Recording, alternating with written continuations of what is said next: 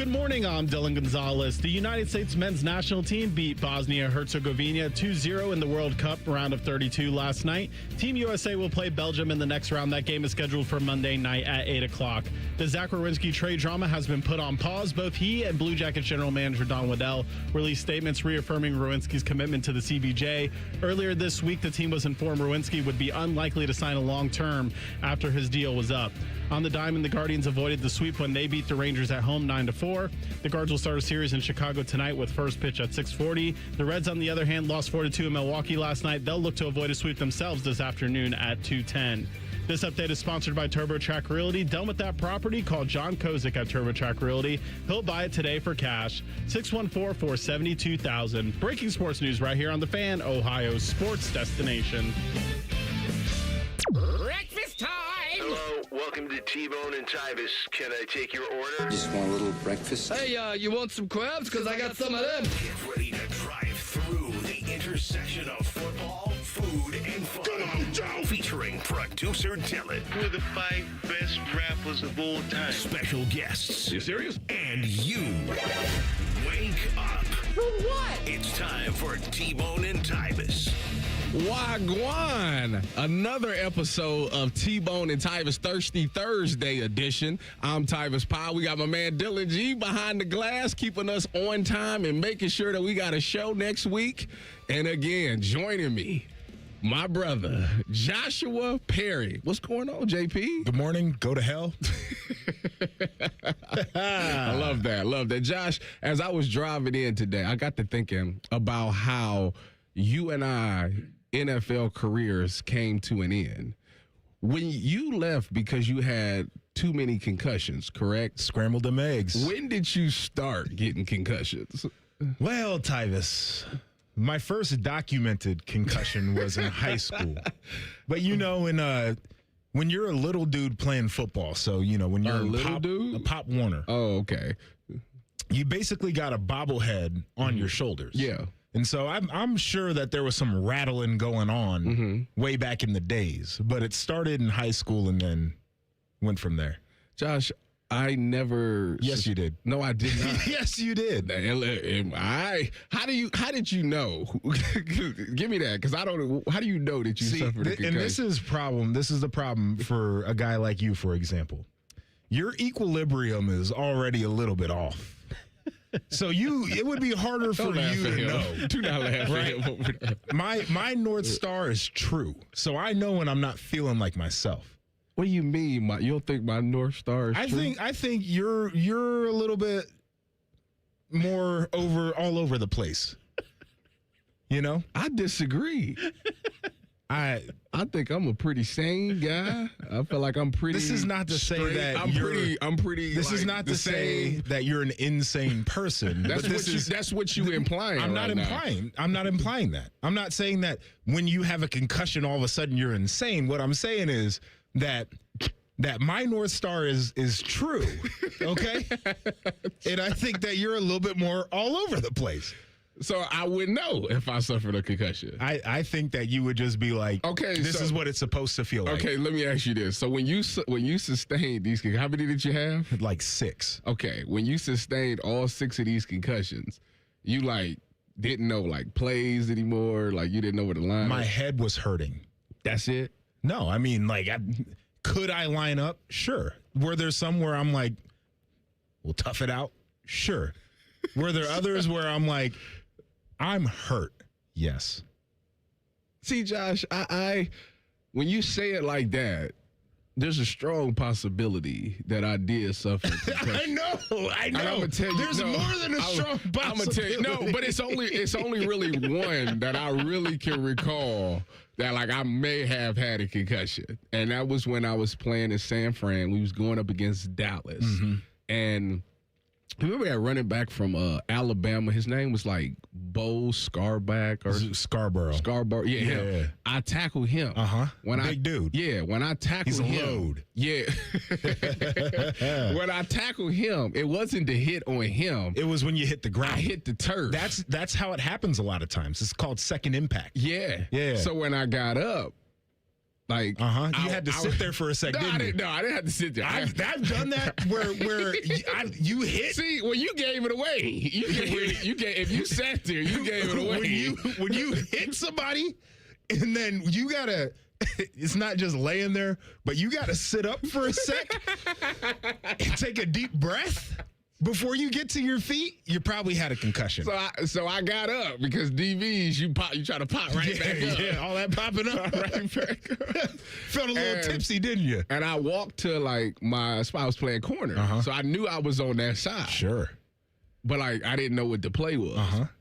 First of all, we was huddling first, so we got the play. We broke the huddle. I ran back to my spot. Like, damn, we in 3.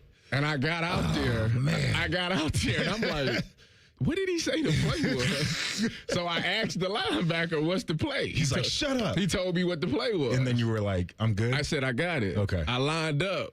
And then I said, wait a minute, what's the play? Okay, so we went from I have never had a concussion. But I was fine. To Josh, I was fine. I definitely had a concussion. I got my bell rang. You know what I did? That's what a concussion is. I smelled the salt. I hit the salt. Oh, yeah, you can't do that anymore. You can't do that anymore. They outlawed it. I'm actually immune to the smelling salts. Of course, they don't do nothing for you. I can nothing. Are you serious? I'm immune to it. Was you doing it that much at O State or something? No, in the league. I mean, I did it before I did it before the kickoff. So that was about it, though. I had a teammate who would take a water bottle and put black tape around it. Put like 100 of them in there. And we would just basically, it was like huffing. And I'm literally immune.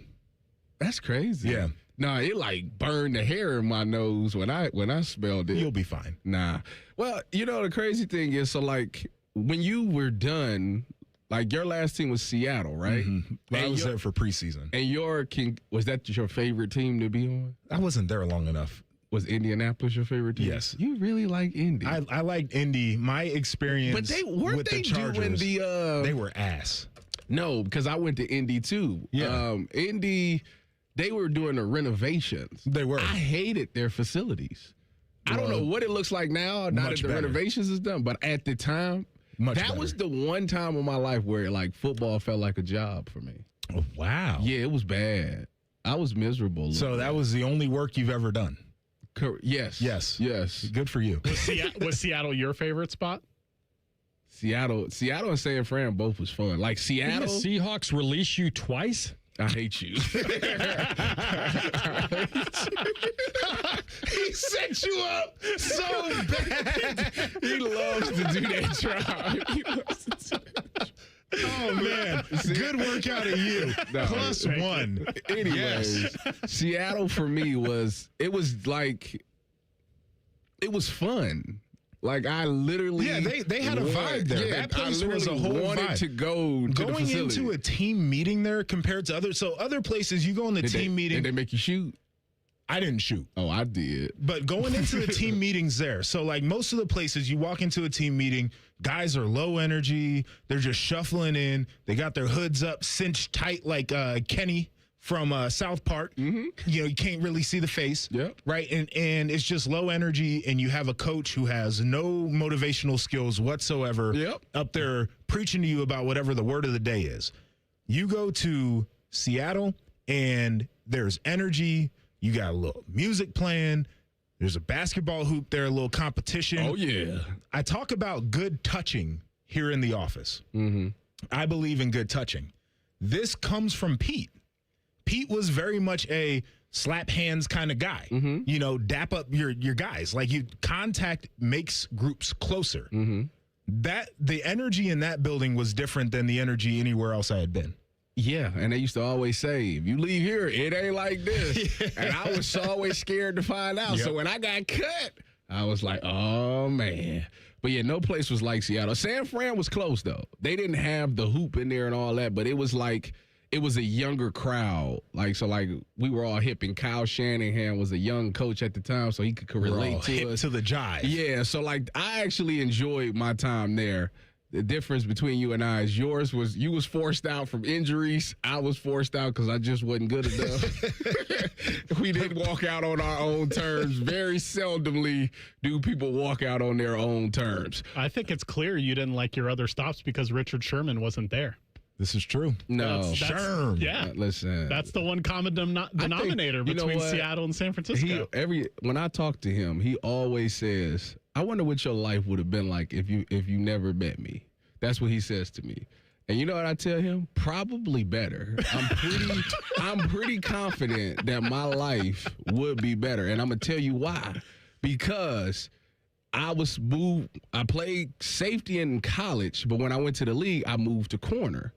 Problem is, anywhere he was, I was behind him. So I was never going to play because of him.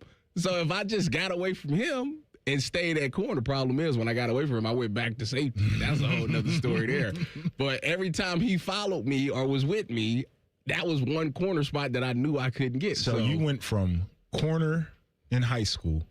I did safety and corner in high school. Okay, and then came to Ohio State started as a corner, and then moved to nickel, then Yes. safety. Yes, went to the league. Oh, Urban loved. I got a big nickel. Got a big nickel, number 23. I don't think after me. I think I was the last big nickel we had. Yeah, because I followed Orion. he was basically Johnson. a linebacker. Yeah, Orion. Yeah, my boy OJ. Little Shout out ass to OJ. That was my dog, man. Shout out to OJ. He's a good man. dude. He was able to help me get through my freshman year. So shout out to OJ. All right, the Buckeyes got a huge commitment yesterday. We'll tell you who it was next. This is T-Bone and Tyvus on the Fan. Fan traffic. From the Atlas Butler Plumbing Services Traffic Center. Good morning. Right now, we are seeing some breaking news out in Delaware County after a crash causing portions of State Route 37 to be completely blocked off. Both directions are impacted just passing Wilson Road. That's right near that I-71 area. Slow drive times as well. We also have debris on the roadway affecting that 71 northbound ramp to 36. All lanes also closed out there. I'm 10 TV's Brianna Albizu with your fan traffic. Save big money in your next project this 4th of July when you shop at Menards. Pittsburgh's Ultra True Seal Stain and Sealant in One offers enhanced waterproofing protection in one coat, helping you finish your wood care project faster. It prevents streaks, runs, and lap marks for easy application with flawless results. Save big money on Ultra True Seal Stain, now at Menards. Plus, view our weekly flyer on menards.com and get your staining project started today. Save big money at Menards. The buzz is real at Zoombezi Bay's award-winning conservation tower. 3 all-new water slides, 1 thrilling experience. Make your splash at ZoombeziBay.com. CEC Turf and Tractor is growing.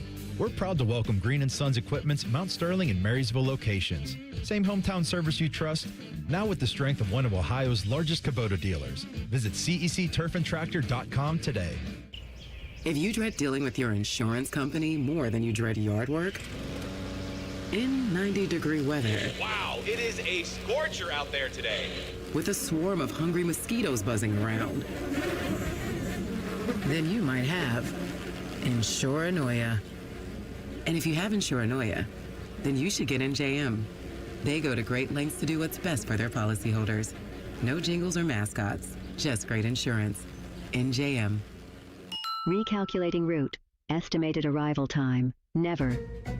For people with nasal congestion, snoring, or sleep apnea, finding a solution feels like a never-ending road trip. First stop, my primary doctor. Then the pharmacy. Then a sleep specialist. Then an ENT. What if there was just one destination for all your problems? Welcome to Advent, your one-stop solution for nasal congestion, snoring, and sleep apnea for over 20 years. Unlike many other practices, we focus exclusively on these conditions, so you get comprehensive care in one location. Over 95% of patients with severe nasal breathing issues report improvement. Plus, most insurance is accepted for our effective 20-minute in-office treatments. You have arrived at Clear Breathing. As a teacher or coach, do you ever feel overwhelmed supporting kids' mental health? Teachers need tons of help. I had never experienced players being so down that they can't even participate. It's so important that we are constantly educating ourselves. It's the same as the CPR class to me. We're trying to save a life here. The Kids Mental Health Foundation has free tools and information developed by experts. Scan the QR code or check out kidsmentalhealthfoundation.org to get started. When you first saw her, she was out walking her dog. You didn't notice her at first. But when you finally did, it was too late. Because at that moment, you were speeding. She was out walking her dog and only had a second to let go of the leash. Your foot was on the gas, and her life was on the line. Speeding catches up with you. Paid for by NHTSA. Does heel pain make you hobble just getting out of bed in the morning? If heel pain is affecting your ability to exercise and meet your walking or running goals, relief is as close as your local podiatrist. Podiatric physicians are highly trained doctors who specialize in medical and surgical treatment of the foot and ankle. Ohio Foot and Ankle podiatric physicians are available across the state and are devoted to providing the highest quality foot and ankle care. For more information or to find a member of the Ohio Foot and Ankle Medical Association near you, visit ohiofoot.org.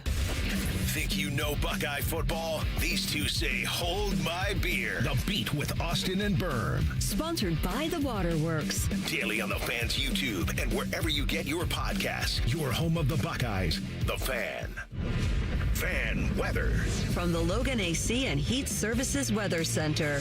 Warm and muggy to start and sunny and hot this afternoon with highs in the upper 90s and feels like well into the triple digits. For tonight, mostly clear overnight with our lows in the 70s. And then for Friday, we close out the work week with sunny skies and very, very hot temperatures in the 90s with feels like climbing into the triple digits. So keep those ways to stay cool.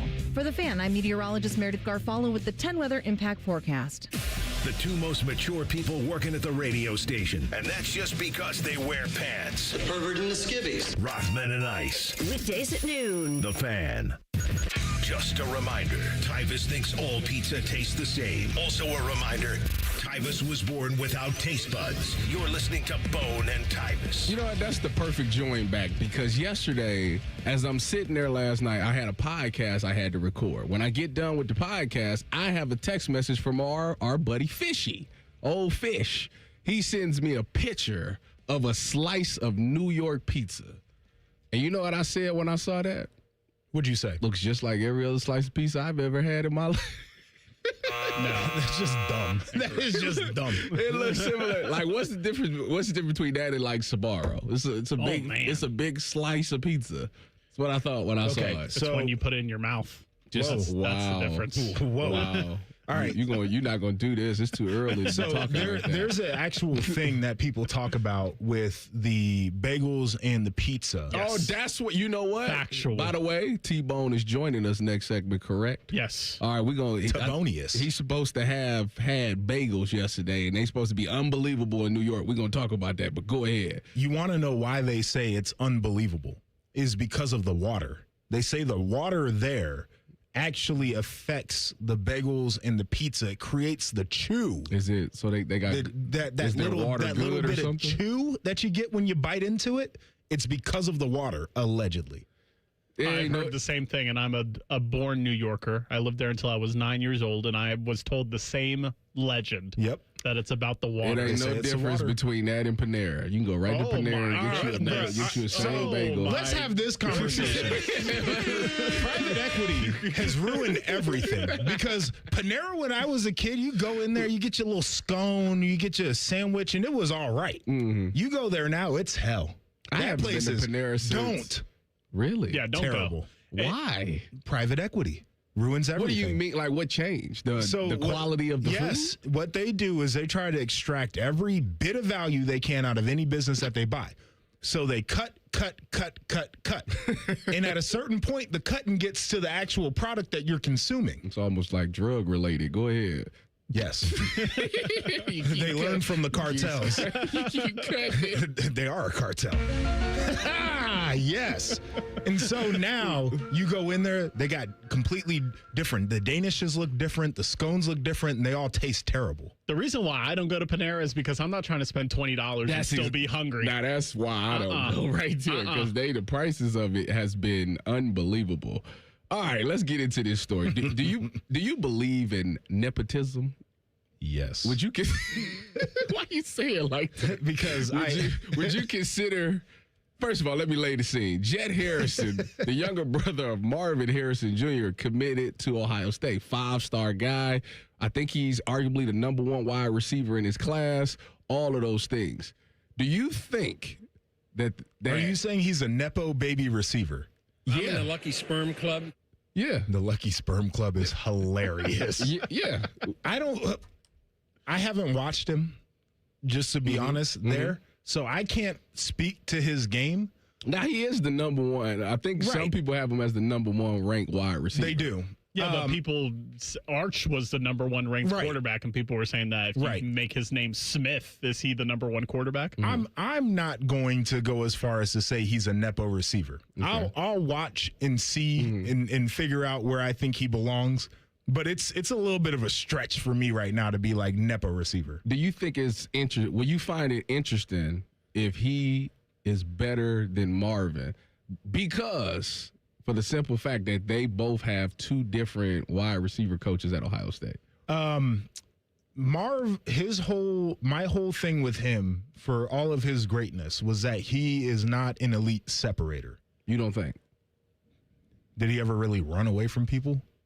He was like the offense. But I'm saying like a lot of his best plays. No, he ran some drag routes. Were contested circus catches. That was his number 1 skill. Okay. Was his ability to catch in traffic, combat his body control. His body control was unbelievable. All that. But from the standpoint of just routing a guy, which, by the way, he did to old boy from Michigan, routed him bad. So I'm not saying he didn't do it, but that was one thing that I felt like could always take another step, was his ability to just create separation on routes. Mm-hmm. If Jet can do that, I think it's a different type of player, period. Now, I'm not saying it's a better player, but it's a different player. It's interesting that they are able to continuously get these wide receivers, although Brian Hartline is gone. And Brian Hartline has produced tons of NFL first-round picks, and granted, I was looking at a thing earlier today, I wish I had it up, where they were saying, like, Ohio State has gotten 9 out of 10. They got, like, 9 5-stars in the past 10 years. So, like, all the top receivers are still committing to Ohio State.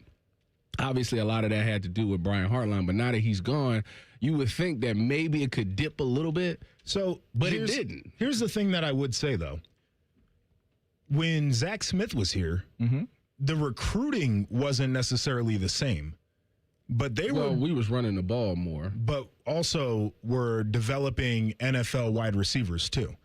Like, some of the guys from the early Brian Hartline days were Zach's recruits that were already... You're talking about Johnny Dixon, Paris Campbell, Terry McLaurin. Very good players. Very going to the NFL, right? Like, that was always there. The foundation had always been set. Hartline took that to a completely different level. But I think people still understand that the foundation's there.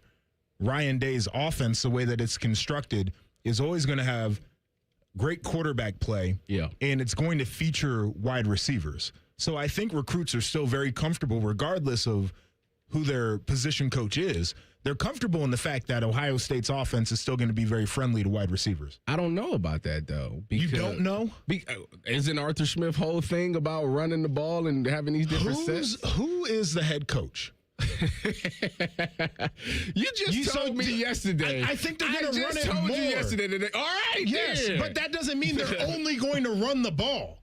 Josh. This helps them. Josh, this helps the wide receivers. Wait a minute. Because now you as a safety, you about to make you me as mad. a safety, First of all, you got to start creeping up toward the line of scrimmage. First of all, did you watch last year on offense? I did. Did you watch when we got down to the red zone? What happened? Yeah, it was.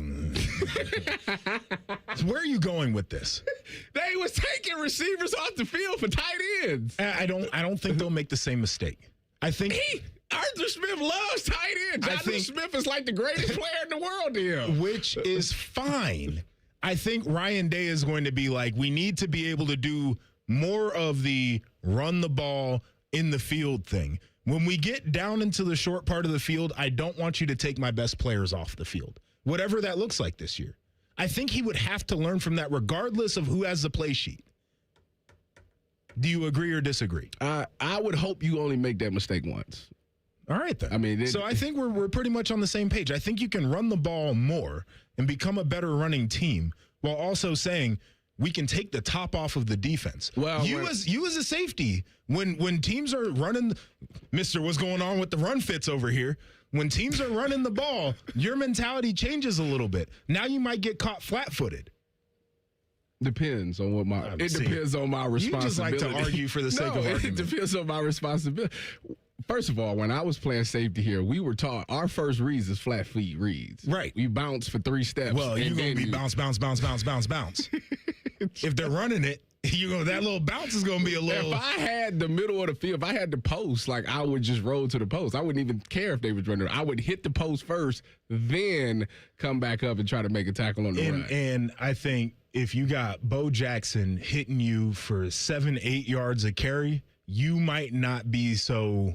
Well, we shouldn't be liberal. We shouldn't be calling cover one. We need to be calling a different thing on defense. You call the cover one because you got the box advantage. No, because I don't want to be the one rolling to the post. I'd rather be the one that's like flat foot and checking the tight end, and I can just go. All right. Anyway, regardless. Last thing, we got a couple minutes. So Ohio State right now is considered wide receiver U. Which position group you think earns the U next? Linebacker U. You think so? Why not? Okay. They've recruited really well. They had two first rounders this past. I mean, it feels like there's some momentum. But what's the biggest concern on defense right now? I think youth generally, inexperience generally. What position group? Well, you can say it's the linebackers. Okay. But I think if James Laurinaitis is as good of a coach as we both think that he is, and a lot of people are like, this could be the next Heartline. Yeah, a lot of people think that he's going to go from linebacker coach to potentially a DC to even maybe a head coach. You never know, but I think he's recruited well. I trust that he can develop. I think one of his best traits as a coach is he is as smart as any coach out there, but knows how to talk to players. Mm-hmm. I don't know. It just feels like that could be the next thing that really pops off. I got two positions. I think it could be DBU. Caleb Downs started. Sure. He was a first-round pick last year, so you got that going. You got Jermaine Matthews. I'm very high on Devin Sanchez this season. But a sneaky horse, running backs. RBU. I believe they can possibly do it. With the addition of Arthur Smith, I think Coach Locke does a great job of, it doesn't matter if you're a 3-star, 5-star, 4, it doesn't matter. He gets the best out of his running backs, and they play with passion. And I just think that they've been producing these last couple. I know last year was a little up and down with the run game and all those things. It was a lot of different schemes and stuff. But I do believe from players, just listening to players talk about him, and the way he challenges his players, like he wants them guys to be great, and they respond really well to him. So I think Arby's, the restaurant, should do an NIL deal with the best running backs, the Arby's. You feel me?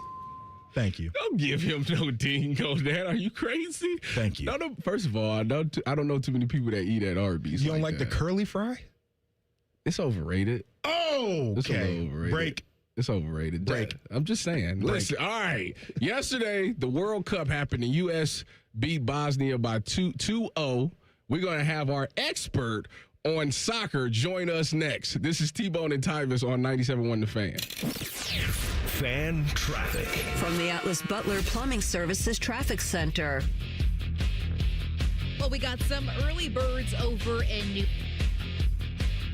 Hello, I'm Shep. And I'm Mark. We're the friendly board-certified entomologists from Rose Pest Solutions. Let's tackle some spider myths. I've got one. Spiders will sneak up and bite you at night.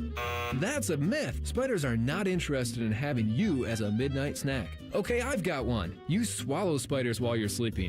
Myth. What spider would enter the snore hole of death? But here's a fact. Spiders can be hard to control. So call the pros from Rose. Call Rose Pest Solutions today. 800-966-ROSE. Cool cars, cool people, good tires.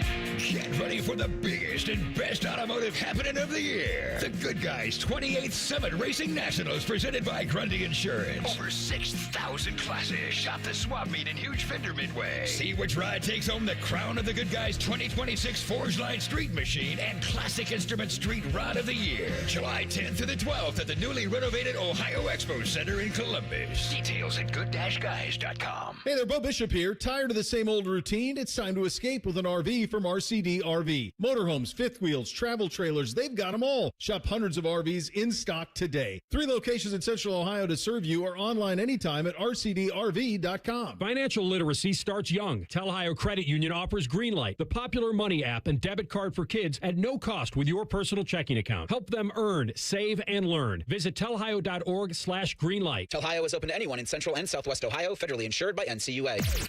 T-Bone and Tybus is sponsored by Capital Ford of Columbus. Find your dream ride and get approved fast at capitalfordofcolumbus.com. Sometimes when Tybus wears khaki pants, I can see the outline of his genitals. There's no joke there. It's just an observation. God, the more I resist, the more intriguing they become. I can't look away. You're listening to T-Bone and Tybus. Joining the program via the Bryan Heating and Cooling System fan guest hotline, it is the guy who sits in the one chair regularly on T-Bone and Tybus, Jonathan Smith, a.k.a. T-Bone. Hey, buddy, how's New York? It's good. I am staring at a bunch of buildings right now, looking out of my hotel room. I'm on like the 17th floor of a random hotel in Midtown Manhattan. And after I get done talking to you, I'm going to get a bacon, egg, and cheese, a BEC. Salt, pepper, ketchup? Yeah, you know it. That's exactly right, JP. And by the way, Arby's fries are overrated. I leave for 2 days, and I got to hear hot takes like that. What are you talking about, Tybus? First of all, Jonathan, listen. Nobody really. Nobody. When you going out, listen. Once I popped out of your womb, or you took me to basketball practice as a kid, no one calls me Jonathan. Everybody calls me T-Bone, Tybus. Listen, I'm going to call you Chancey. How about that? You know what? People do it all the time. My wife do it. Sherb do it. You might just get in line. It is what it is. Anyways, no, the thing about Arby's is when you're going out, I just don't feel like people say to themselves, I really want Arby's. Like when you're driving out and you're like, see like a bunch of fast food restaurants, Arby's is never your first choice. That's because you're making bad choices because they have the meats. I don't know if they told you that. I'm just saying, like, it's on. If I see it in my line of sight as I'm driving, going, I'm hungry, then that's where I'm pulling into. It's basically like that would be up. I would choose that over McDonald's most days. You are lying to yourself. Listen, that is an you are lying. I'm here for the Arby's, so I'm with you. But I wanted to ask I like this. the running back idea too. I think the running backs, they're missing out. I agree. It feels like a great opportunity for some marketing, but I'll talk to the people over there and see what they have to say about that. I want to ask you this because we're dealing with the heat. You guys are dealing with it in New York as well. And I saw the tweet that said to set your AC to 78 degrees. So before you went to bed last night, did you set the AC to 78? I plan on abiding by that as I will set it when I leave to 78. As I walk out of the hotel this morning to head to LaGuardia, I will put it at 78 to be in compliance. But yeah, I saw that too, and I saw people freaking out about it. And then I thought, I mean, it's so hot here. I mean, it's hot. I know it's hot back home too. I'm just saying, like, walking into 78 degrees probably still feels great. Like, I'm not doing it, but I'm saying, like, compared to what it's been out here, it is like someone breathing heavily on you, like on your shoulders the entire time. I did 78 last night when we walked in from the movie theaters, and my daughter was like, "It's cold. It's cold in here." That's what she said when we walked in. Yeah. That's what it's supposed to be. That's like what they were saying to do is like if you're not going to be home, set it to 78, and then when you come back, have it like if you have a timer or something. But yeah, it's whatever. I got it cruising at 74 right now, and we're good. We feel great. All of y'all are crazy. My house stayed at 70 or probably maybe even 68, 69. We were 67 Y'all yesterday. are crazy for having y'all heat up that high. Anyways, how is the bagel? You know, that was a lot of talk from leaving here, you and Fish, on this whole little food thing. How was the bagel? Is it as good as Panera Bread? Could you tell the difference? Be honest. I used to say you should go to New York City more often. You shouldn't. So this is going to be wasted on you. It's like taking a 5-year-old and they'll be like, it all tastes okay. Bagel time, yay! Like it's bad. The bagels here are very, very good. I'm sure there's good places to get bagels. I know Bear Bagels is one that I think people talk about in Columbus. But yeah, I mean the bagels here are very good. I had one yesterday. I'm going to have one today. I might get one at the airport just in case. I don't know. I had a slice of pizza last night. I'm doing all the touristy things while I'm here. All right, so run us down then all of the places that you have eaten and give us your favorite thing so far. Well, I went to Cat's Deli, which is the famous, place you can get a pastrami on rye or Reuben, and it was. You stand in line. They have this whole system. They give you a ticket. They ask if you want the meat juicy or not, which means if you want a fattier cut or not. Juicy. So we did that as soon as we got off the plane. Then we had, what else I'm trying to think what else we've eaten. It's all forgettable. It's all forgettable, T-Bone. It's all forgettable because it tastes the same. It doesn't stand out to you. We went to a sushi place, and it was fine. I have learned, I am like you, Tyvus, when it comes to every food. When it comes to sushi, I can't tell much of a difference. It's all like cold fish to me. So I have not refined my palate enough on the sushi. You got to go to Nobu. It was good. You definitely got to go to Nobu. Right. Yeah, but also Kroger sushi still slaps, so I get his point. It ain't Nobu. That's what I'm saying. Like, I don't think I would be able to tell a big enough difference. That's my problem. But yeah, and then what else? We just ate like street food the rest of the time. Just been walking around picking up stuff. Like, get a dog? Homeless guy gave me a half-eaten cheeseburger the other day. I was like, this is great. This is authentic New York right here. It was great. Did you steal a trash can? Did you see the people climb the Empire State Building? No, but did I send it to you? I posted it on Twitter. Did I send you the disrespect that I saw? That we were walking around Madison Square Garden, and there was just a random garage door that someone had spray painted, and it had Jalen Brunson sitting on a throne, and it said King of the East, and then it had, trying to think who the other two players were. It had 3 players kneeling in front of Oh yeah, I did see that. You did you sent that to us. I did see that. That's one of them was James Harden in a Cavs uniform. So I thought, okay, this is fresh. This is recent. So all right, T-Bone. Yesterday, U.S. took on Bosnia. They won 2-0. What happened? What's the highlights? What can you tell us? What does this even mean for anybody? Okay. Well, first off, like winning 3 World Cup games, like in one World Cup for the U.S. has never happened. So that's a big deal. Okay. That's good. In this game, you had Florin Balogun score the first goal. He had scored another goal. They called him offside. He was offside. He had a couple times where he got fouled and they didn't call it. This referee was a joke. More on that in a second. But he scores that first goal before halftime. It felt pretty good. Come out in the second half, and there's a play where Florin Balogun is running for a ball. He's running with another guy, and he steps on Florin Balogun, our player, steps on the Bosnia player, and it's a pretty, steps on his ankle. It looks pretty bad, but it was incidental contact. It's just like 2 guys getting tripped up, going out for a pass or something. It's just play on. Except the referee, they went to review it, and they said, oh, that was too harsh of a foul. So they gave Florin Balogun a red card, threw him out of the game. And then, so the guy who scored for us, who scored a bunch of goals for us in this tournament, is now not only out for this game, out for the next game. So, and the referee's decision was, I thought, ridiculous. It was very bad. I've seen, people are cutting up videos of, like, Lionel Messi did this against Algeria, no call. Like, multiple good players have done this in this tournament. It's an accidental play. I've never seen this called in a World Cup game, especially, but really not in soccer that I can recall. So, terrible call from this referee, in my opinion. But then the U.S. So I thought, we're up 1-0. We're winning 1-0, but we now don't have as many players. We're down 10 men instead of 11. How are they going to withstand this for the next 30 minutes? And they did. They closed out the game. They were very professional about it. They got a second goal. Malik Tillman scored that one for the U.S. Great. And he got his foot stepped on and had to change his shoe. And after the game, he was standing there doing an interview with his shoes off. You can see his sock is all bloody.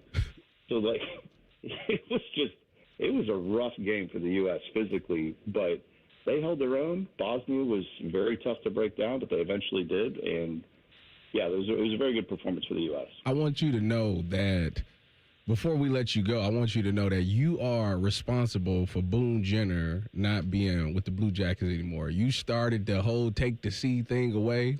And it ripped the patch off. It was just a lot of noise, and all of a sudden, boom, he's gone. And it's all your fault. Yeah, and I saw Zach Werenski decided to stick around. Is that right? He's here? That's what they said. That's what they said. Turned on him, and I said, no, don't turn on him, turn on the stupid organization. And then it turned out he realized he wants to be here and that all got overblown. I'm telling you right now, when they go to the playoffs next year, they make a run, you're going to be like, damn, T-Bone was right. Got to take that C off Boone Jenner. Just like he was right with Ryan Day. Motivated that guy. Get him going to where he could go finally win that national championship. So, yeah, you'll be thanking me come, I don't know, March, April next year. It's fine. I'll take my flowers then. All right, T-Bone, I got to go do TV. But thank you for joining the program. He's got to go do the thing he enjoys the most. I look forward to seeing you on Monday where I get to go back to being in the 2-chair. I hate you for making me try to grow as a broadcaster. But I hope you have a safe flight, and we miss you, buddy. Thank you. Miss you, too. And I'm looking forward to seeing you guys. You guys sound great, though. I'm enjoying listening to it. Thank you. All right, when we come back, a college basketball coach revealed under oath how much his roster costs. We'll tell you who and how much next. This is T-Bone and Tyvis on The Fan. Fan traffic. From the Atlas Butler Plumbing Services Traffic Center. Still looking at some breaking news in Delaware County after a car crashed into a power line just outside of Sunbury.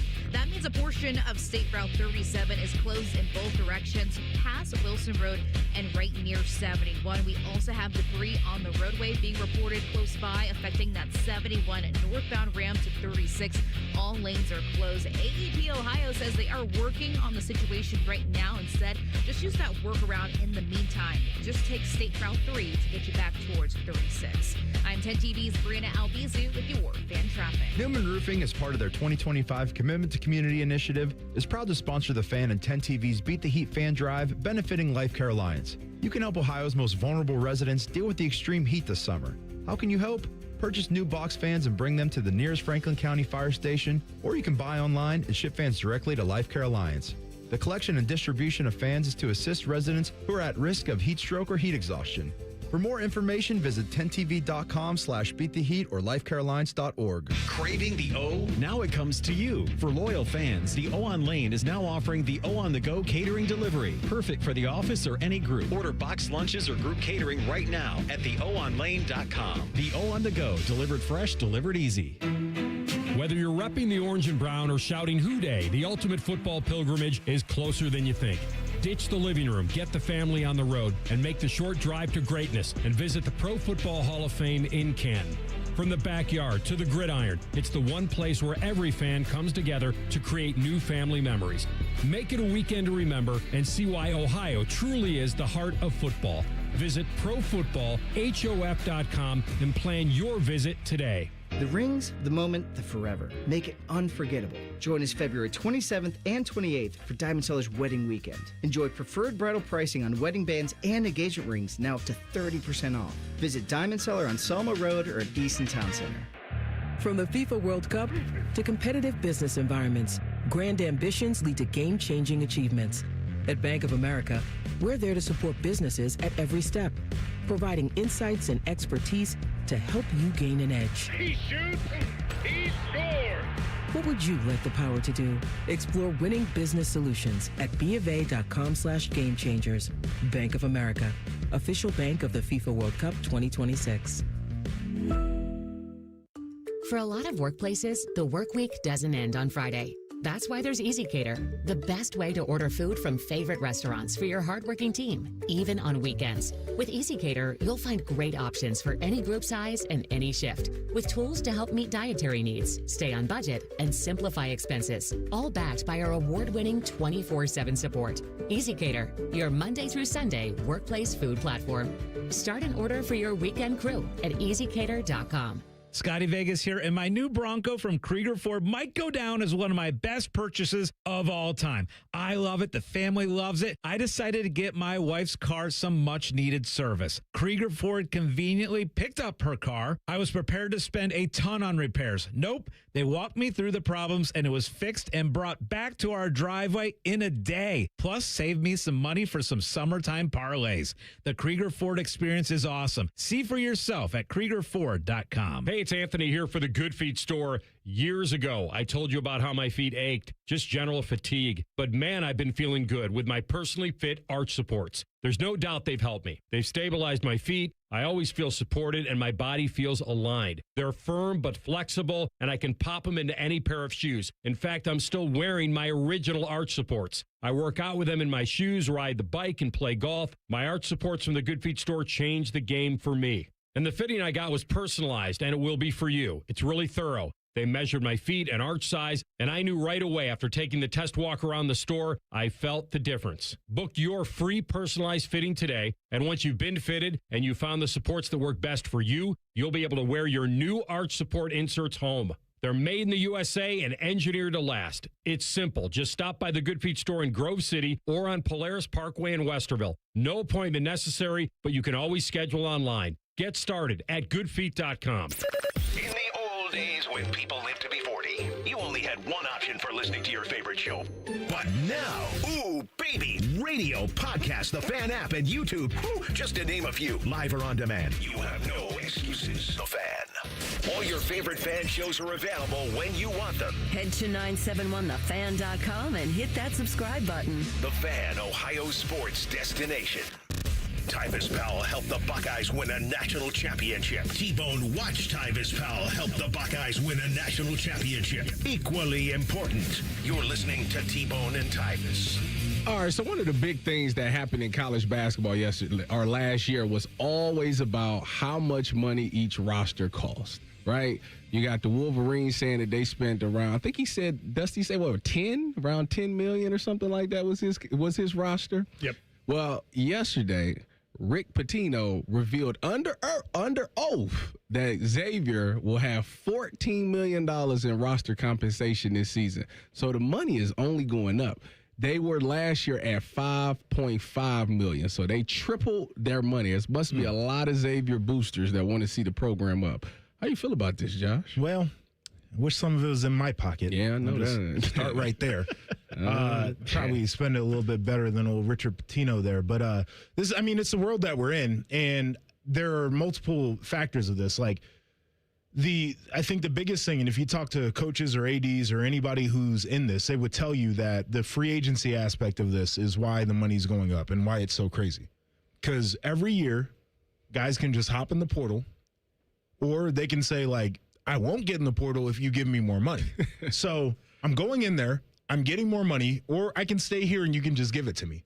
Joshua, as a former player, go back to old JEP, RIP JEP. We need that guy, Mr. Joshua Perry. Now, no. I want RIP JEP. That's the guy I want to talk to. If you were at Ohio State, NIL was a thing.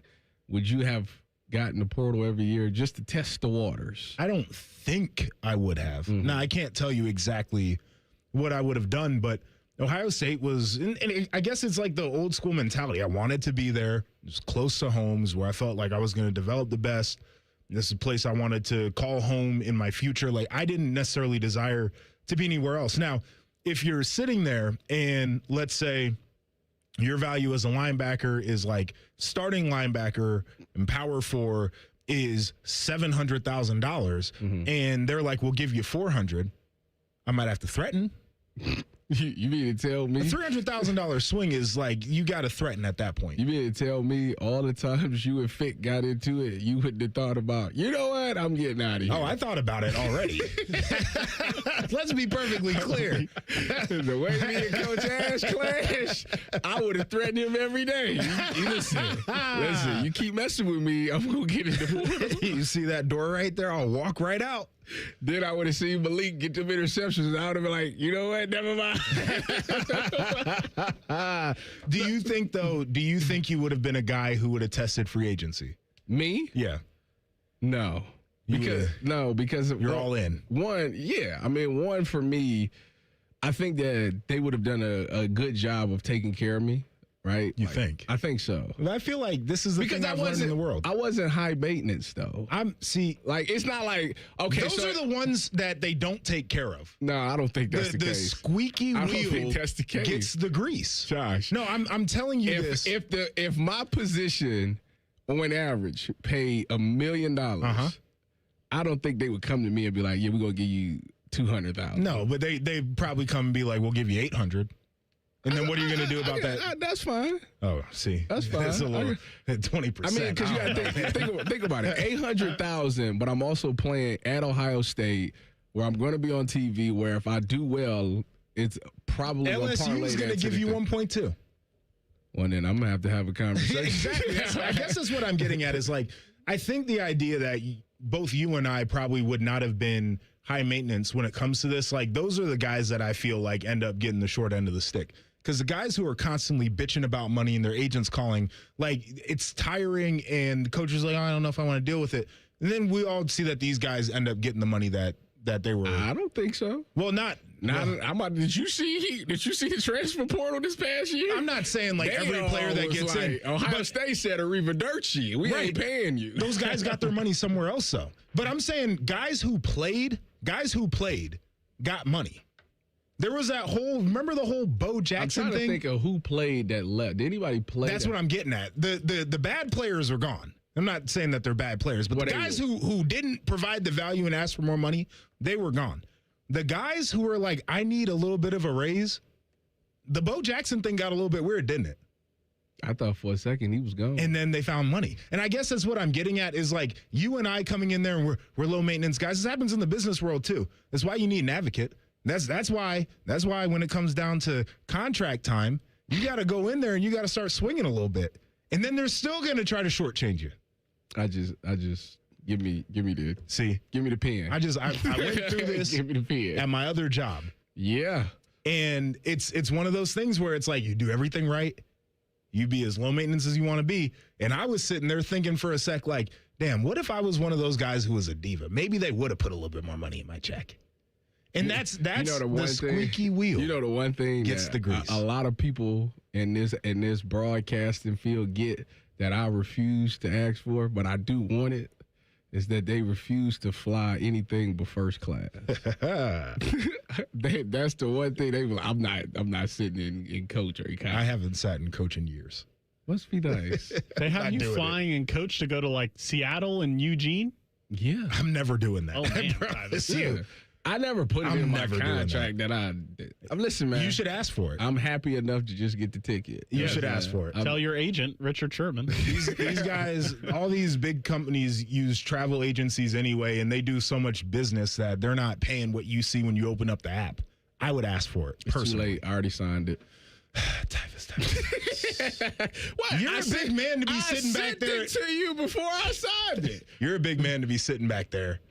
Hey. With your knees in the back of somebody else's seat, and they barely want to give you half. They barely want to give you a half a lemonade. I'm an exit row. And have you seen the shrinkflation on the pretzels that they give you back there? I don't eat that stuff. That is insane. You know, I get on there. You get whatever you want. Josh, what kind of snacks do you like? I don't eat. You know that those stuff. Little Biscoff cookies? They came out with the Biscoff cookies that you get on the plane. They're delicious. Them is good. They have one now that it's like an Oreo. It has a cream filling in the middle. I get like 8 of those. Why do you? I have one in my backpack right now in case of emergency. Josh, they don't tell you not to take more when you're sitting up there. You should do it. it's too late. Next year. I'm about to say next year we can have this conversation. That is the first thing you need to say. It's already the done. first thing you need to say, at least, is on the long flights. If I'm flying to the West Coast, I'm not sitting in the back. It's not that big of a deal. It is. It is. It's really not. You're not paying for it. It's a big deal at that point. Josh, if you were talking about coming out of your own pocket for it, didn't we just talk about it's a different conversation. Did we not just talk about being low maintenance? This is not a high maintenance thing to Yes, ask it for. is. No. I promise you. I've seen some high maintenance things that people ask for. This is not high They maintenance. got Tarico in a PJ. I want all green M&Ms. I want a bowl of all green and M&Ms. that's the kind of stuff that you don't ask for. But I think you can tell them, I'm not sitting in the back of the plane when I got to sit there for 4.5 hours. I'm not. First of all, on those flights, I'm not sitting in the back of the plane. I'm going to the exit row. The exit row does nothing about the hip and the shoulder space. What's that? Hello? I don't have that issue. Yes, you do. Have you seen yourself lately? Yes, you do. Yes, you do. 250, 260, you got that problem. Gosh. I'm fine. I'm not asking for that right now. Somebody tell Tyvis that it's okay. It's a negotiation. That's the whole thing, is you're negotiating. So you ask for something, there's a give and a take. They're going to tell me to go fly a kite. No, they won't. They're going to say, go outside and touch grass. I know that company. I don't think they want to do that. All right, we got to take a break. When we come back, the list. Make sure you get in the YouTube chat as well. Best players under the Urban Meyer era at Ohio State. This is T-Bone and Tyvis on the Fan. Fan traffic. From the Atlas Butler Plumbing Services Traffic Center. Well, good morning to our West Siders this morning. Your roads are looking nice and clear, 70 in both directions, as well as 40 if you're taking Broad Street to especially head downtown. For our friends in our northwest corner in Plain City, only a 4-minute commute on 33 between 42 to 161.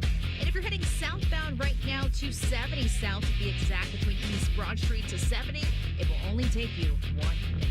I'm 10 TV's Brianna Albizu with your fan traffic. Becoming a truck driver doesn't have to be complicated. Midwest Logistics Systems is now offering company-sponsored CDL training to help you start your new career. Through this program, MLS will pay for your tuition at a partnered truck driving school and guarantee you a job after graduation. As an MLS driver, you'll get home every day, earn predictable pay, and haul no-touch freight. Don't wait. Explore jobs near you and apply today at MidwestLogisticsSystems.com. That's MidwestLogisticsSystems.com. Celebrate Star Spangled Savings with Logan Services. Right now, save up to $3,000 on a qualifying train system. It's hard to stop a train. Free same-day estimates, next-day installation. Logan Services. This is Mary at the Department of Rejected Dreams. If you had a dream rejected, IKEA can make it possible. Hi, I've been dreaming of having an epic college setup. But your college budget is less than epic. Way less. Well, with IKEA, you can get everything you need for college, from bedding to storage and decor, all at a great price. That's good economics. Sounds like someone just found their major. Visit IKEA in-store or at IKEA.us to get ready for college. IKEA, dream the possibilities. Joint pain is awful when you're the person who's fighting through it. But I'm betting you aren't the only one affected by it. Maybe you love someone who struggled with joint pain. You see what they don't say, what they slowly stop doing. It's July. It's time to be outside, moving, playing, living, and you have to sit it out. Hey, it's Tyvis Powell. Let's talk about getting that life back. At QC Kinetics here in the Columbus area, that's what's happening every day with Dr. Ray Tasner and his team. People who are stuck in that cycle of pain in their hips, knees, shoulders, and back, they are finally stepping out of it with regenerative treatments done right here in the office. No surgery, long recovery, or putting life on hold. Just real relief. The inflammation eases and the pain lets go. We hear it all the time, not just from patients, but from the people around them. He's back. She's herself again. So if this sounds like you or someone you love, go find out what's possible. QC Kinetics offers a free consultation to see if you're a good candidate. Go to QCkinetics/Columbus or call 380-208-4544. That's 380-208-4544. Hey there, Bo Bishop here. Tired of the same old routine? It's time to escape with an RV from RCD RV. Motorhomes, fifth wheels, travel trailers, they've got them all. Shop hundreds of RVs in stock today. 3 locations in Central Ohio to serve you, or online anytime at rcdrv.com. Common Man and Kimmy. Voted America's dumbest show by Marconi voters. Common Man is a Columbus radio legend. And by legend, I mean it's a miracle he hasn't been fired yet. And Timmy is, well, Timmy will complain about anything and everything. And he kind of looks like a woman. Giggity, giggity, giggity. So there's that. Common Man and Timmy. Sponsored by Hinderer Motor Company. Weekday afternoons from 3 to 6 on The Fan. Craving the O? Now it comes to you. For loyal fans, the O on Lane is now offering the O on the Go catering delivery. Perfect for the office or any group. Order box lunches or group catering right now at theoonlane.com. The O on the Go, delivered fresh, delivered easy. The big one returns to Ohio. It's the Good Guys 28th Summit Racing Nationals presented by Grundy Insurance. See over 6,000 of the nation's baddest hot rods, muscle cars, and classic trucks on display. And don't miss Good Guys Autocross racing action, a tire-smoking burnout competition, a pro street takeover, an earth-shaking Nitro Thunderfest, meet the top builders, and so much more. Happening July 10th through the 12th at the Ohio Expo Center. Details at good-guys.com. What does it mean to give 100%? It means giving everything you've got, every single day. That's why the V Foundation gives 100% of every dollar donated directly to cancer research. So no matter what you give, we give 100% for life-saving research victories, 100% to making new discoveries that lead to innovative treatments, 100% to groundbreaking cancer research that could one day save someone you love. We know cancer research is working. Over the last 30 years, an estimated 4.5 million lives have been saved thanks to game-changing research breakthroughs. But there is more work to do. That's why the V Foundation gives 100% of every dollar donated directly to cancer research. We will always give 100% to accelerate victory over cancer. Don't give up. Don't ever give up. Donate today at v.org. What would it take for my child to only miss half a day of school for treatment? What would it take to find a cure for childhood cancer? It would take all of us to come together to support the research. Join us. Go to childrenscancer.org today. Broadcasting live from the McDaniel GM Superstore Studios, driving excellence since 1916. Chevrolet. Together, let's drive. WBNS HD1 Columbus.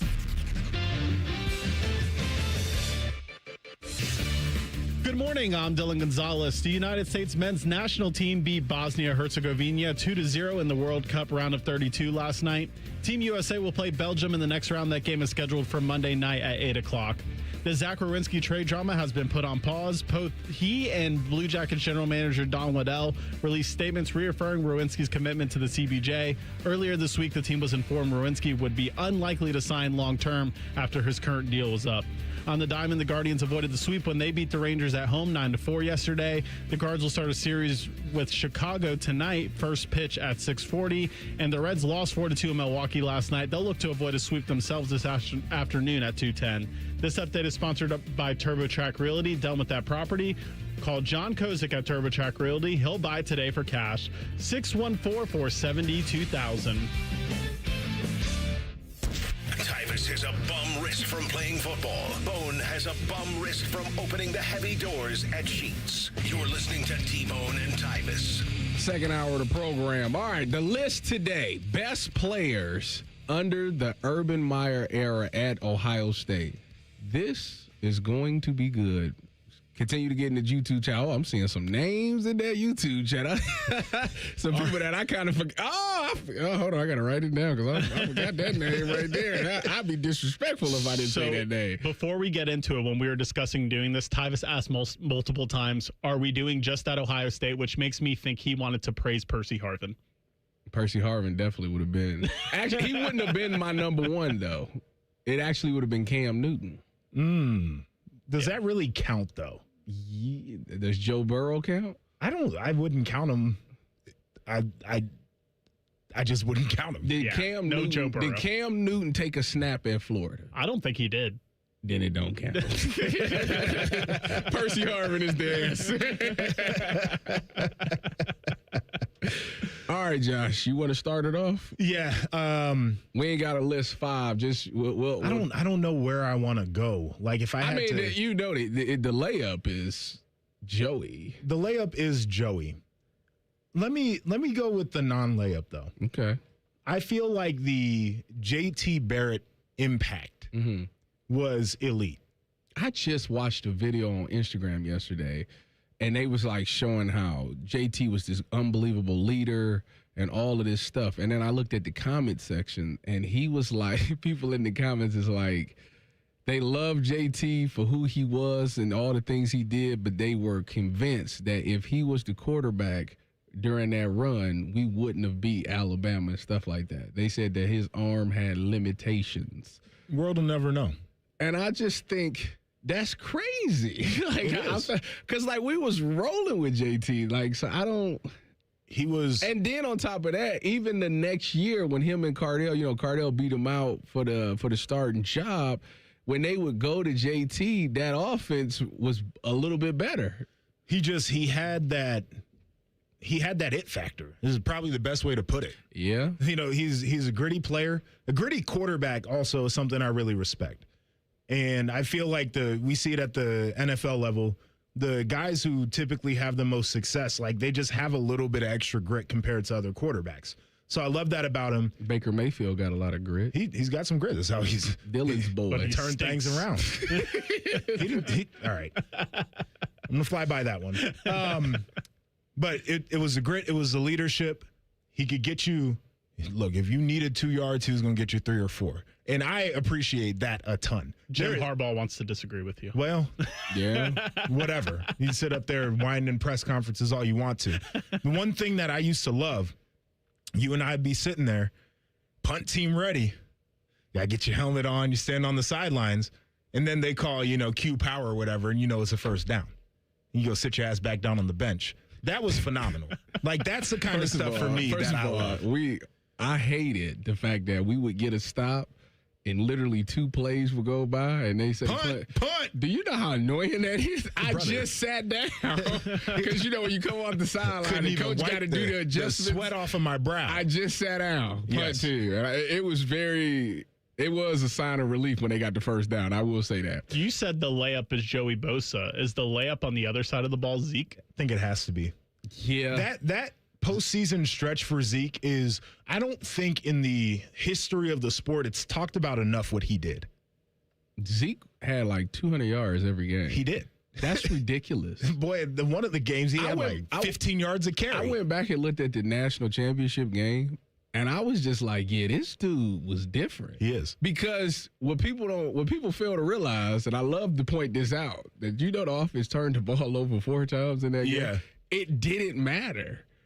If you turn the ball over 4 times in a game, you lose that game 98% of the time. Mm-hmm. It did not matter at all. So yeah, Zeke absolutely is the layup on offense. Another guy on offense who I feel like don't get enough praise was actually Devin Smith, the best gunner in America. Okay. Why did he do that? Why did he do that? This is urban. This was a 4th down. It was late in the game. It didn't matter. Why did he do that? They didn't touch his jersey. Why did he do that? I wish y'all could have been in that meet. It was like all the time. Why did he do that? And I still want to know to this answer, why did Devin do that? What a guy. He was phenomenal, though. His ability to get behind coverage. He's the best deep ball ridiculous. I've ever really been around. I mean, I didn't realize until somebody brought it up. He never caught a pass, an inward breaking pass. All his catches was go balls, essentially. You got to play to your strength. That's ridiculous. You should, as a corner, you should know that. Yeah, but then you got to stop it. I'm bailing on the snap, and I'm not stopping running because he's not. If he runs something short, who cares? He's a legit track guy. I know. He tried. I think he tried to run here at Ohio State. He did, and they were like, "You can't miss a workout." Yeah, at the Woody. Yeah, and so he's like, "I don't know if I could do 2." Yeah, another guy. Ryan Shazier. Yes. That's a name that I almost forgot until I seen somebody in the chat. Shout out to Connor in the chat. I low-key hated Ryan. I forgot about it. I low-key hated him. You hated Ryan? Yes. Why? Because he would do stuff, And then we'd be in the meeting room, and they'd be like, "Oh yeah, this is how you should do it." I'm not him. This dude runs a 4.37 at linebacker, and he had some pop to him too. He would really hit people. I'm not that guy. So you can't tell me, "Oh, you should try it." I'm not trying that. Do you feel like you were out of place? What do you mean by that? Like when you played. What do you mean by that? When you was at Ohio State, do you feel like you should have been more of an outside stand-up edge rusher? That wasn't our system, though. Josh, when Joey Bosa got suspended in the Virginia Tech game, we put the package in. Right, but that, I mean, did we run that in the game? Do you remember? Yeah, we did run that. I think for like a snap or two, it wasn't anything significant. But do you think if we would have done that? So technically, you know who messed up the whole system? Noah Spence. Yeah, buddy. He messed up everything because if he never got kicked out, him and Joey, they probably would have had to do something where, because he's not a put your hand in the dirt. He was more of a stand-up guy. No, it's that was the thing, though, because we were running a 4.3, so it would have been some hand in the dirt, and I don't think I was there yet. My biggest regret as a football player is not being an edge. You think you should have been an edge? The game had passed me by. There were when I wanted to play, you wanted to put your hand in the dirt. When we were coming into the league in 2016, how many 6'4", 255-pound linebackers were there? It was KJ. No, they were still. No, they weren't. We were on the verge. No, they weren't. They were at that point. We were on the verge of going back to the smaller, athletic linebacker. Ryan Shazier went a year or two or whatever it was before. He went 2013. Okay. And then Darren Lee was the first-round linebacker. Yes. As a smaller dude. Yep. And then it kept going into that, like, 6'2", 225 linebacker, not 6'4", 250. So the game had passed me by. I should have had my hand in the dirt, period. I feel like I can't think of it off the top of my head right now. I would have to go back and look at, like, those draft classes. I mean, obviously, you would know better than me because you played the position. But I just feel like that transition didn't truly happen until, like, a couple of years later. I'm telling you that it happened. Okay? Like, this is really not up for debate. Okay. Anyways, to finish my list, some other names: Chase Young, Braxton Miller, Malik Hooker, Marshawn Lattimore, Denzel Ward. Jeff Okudah in college was like one of the best corners. So it was, Urban had some good years. I didn't put you, Josh. I'm sorry. So I made the argument yesterday when we were preparing for the segment for Tyvis to be in there. No.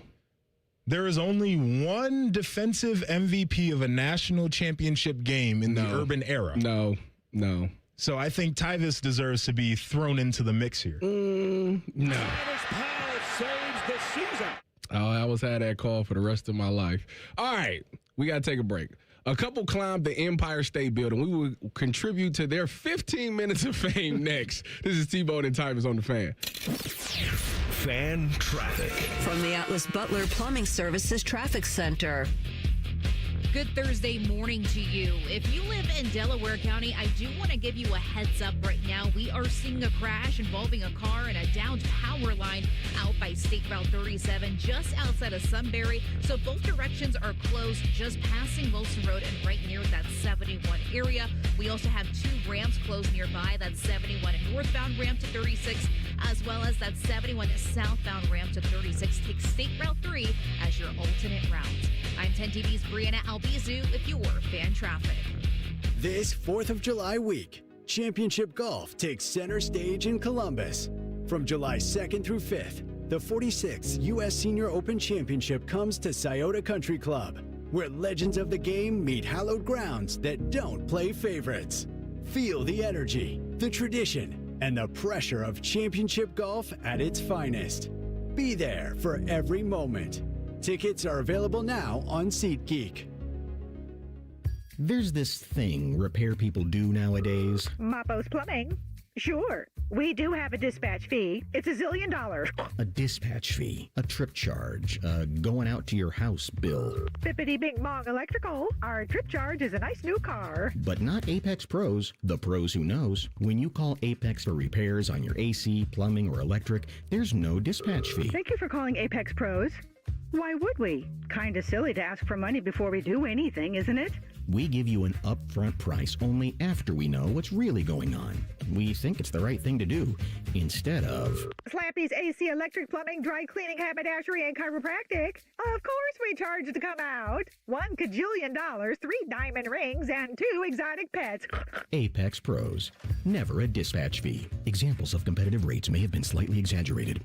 Columbus loves Apex Pros. The pros who knows. ApexPros.com. Veterans and active duty service members. When your call to service ends, your mission doesn't have to. Go from GI to IT in just a few months at My Computer Career. Prepare for a high-demand career in cybersecurity, protecting people, systems, and institutions from real cyber threats. Cyber warriors are needed now. Will you answer the call? Go to mycomputercareer.edu/CWP to learn more. That's mycomputercareer.edu/CWP, an elite CompTIA certification partner. VA education benefits are available to those who qualify. Enough already.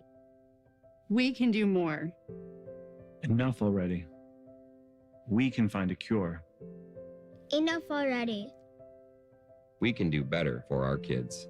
Enough already. We are relying on you. We can come together to support Children's Cancer Research Fund, a national nonprofit dedicated to ending childhood cancer that is on the front line of breakthroughs. Because it's enough already. Go to childrenscancer.org today. Welcome back to Yeah, That's a Pepper Thing. First up, we've got Harrison wrapping his Dr. Pepper in a tiny quilt so it feels at home. Oh, how tender. That's a Pepper Thing. And over to Becca, who's whispering affirmations to her can. You're sweet. You're unique. You're the best thing I ever poured over ice. She swears it makes it taste better. It's not a science thing, but it's a Pepper Thing. Why do they all do it? All for that sweet, delicious, truly one-of-a-kind taste of Dr. Pepper. It's a Pepper Thing. Getting a speeding ticket can ruin your day. But what about that cyclist? Or the pedestrian crossing the street? If you hit them while speeding, you'll do more than just ruin their days. That's why tickets are more than just a fine. They're a second chance. A reminder of what's on the line when you're behind the wheel. You won't get a do-over every time. So take this as your sign to follow the speed limit every drive. Speeding slows you down. Paid for by NHTSA. Hello, it's John Kozik, founder and president of TurboTrack Realty, and I buy real estate as is fast for cash. Give us a call today for an all-cash offer at 614-470-2000, 614-470-2000. I buy vacant properties, inherited homes, divorce situations, death in the family, apartment buildings, commercial properties. I even buy my tenants won't pay me the rent houses. Give us a call today for an all-cash offer at 614-470-2000, 614-470-2000. Join our degenerate gambler Steve Biddle at Scotty Vegas every Sunday morning at 9 for On the Money. Presented by Krieger Ford, your best bet for a new car or truck. Visit Krieger Ford on Morse Road today or go online at KriegerFord.com. Fan weather. From the Logan AC and Heat Services Weather Center. Warm and muggy to start and sunny and hot this afternoon with highs in the upper 90s and feels like well into the triple digits. For tonight, mostly clear overnight with our lows in the 70s. And then for Friday, we close out the work week with sunny skies and very, very hot temperatures in the 90s with feels like climbing into the triple digits. So keep those ways to stay cool. For The Fan, I'm meteorologist Meredith Garfalo with the 10 weather impact forecast. There's nothing Bo Bishop can't do well, except find competent co-hosts. Bishop and Friends. Weekdays from 9 to noon. The Fan. T-Bone would like to take a second to remind everyone that Eddie George is awesome and that Ronnie James Dio was an American treasure. And that pickles are gross. Thank you. Here's T-Bone and Tybus. Give me a number, Josh. 3 + 7, 37. Let's go 10. You can count. Good for you. Caller number 10 will win 2 weekend passes to Sonic Temple's Art and Music Festival. We don't know who's playing. We don't know who's headlining. We know that it's May 13th through the 16th. And Sonic Temples want fans, listeners to have the first crack at the 2027 tickets. For more information, check out SonicTempleFestival.com. 614-821-9710. Caller number 10 will get those 2 weekend passes. All right.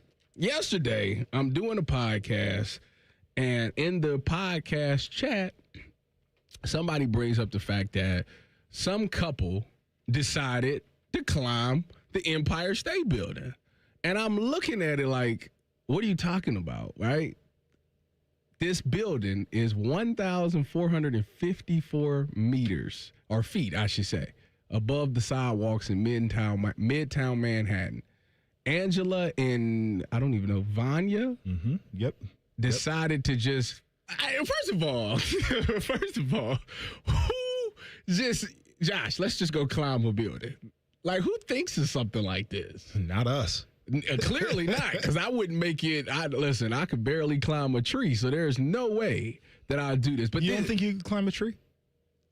It's been so long, Josh. I feel like I think I still could. Got to be a sturdy tree.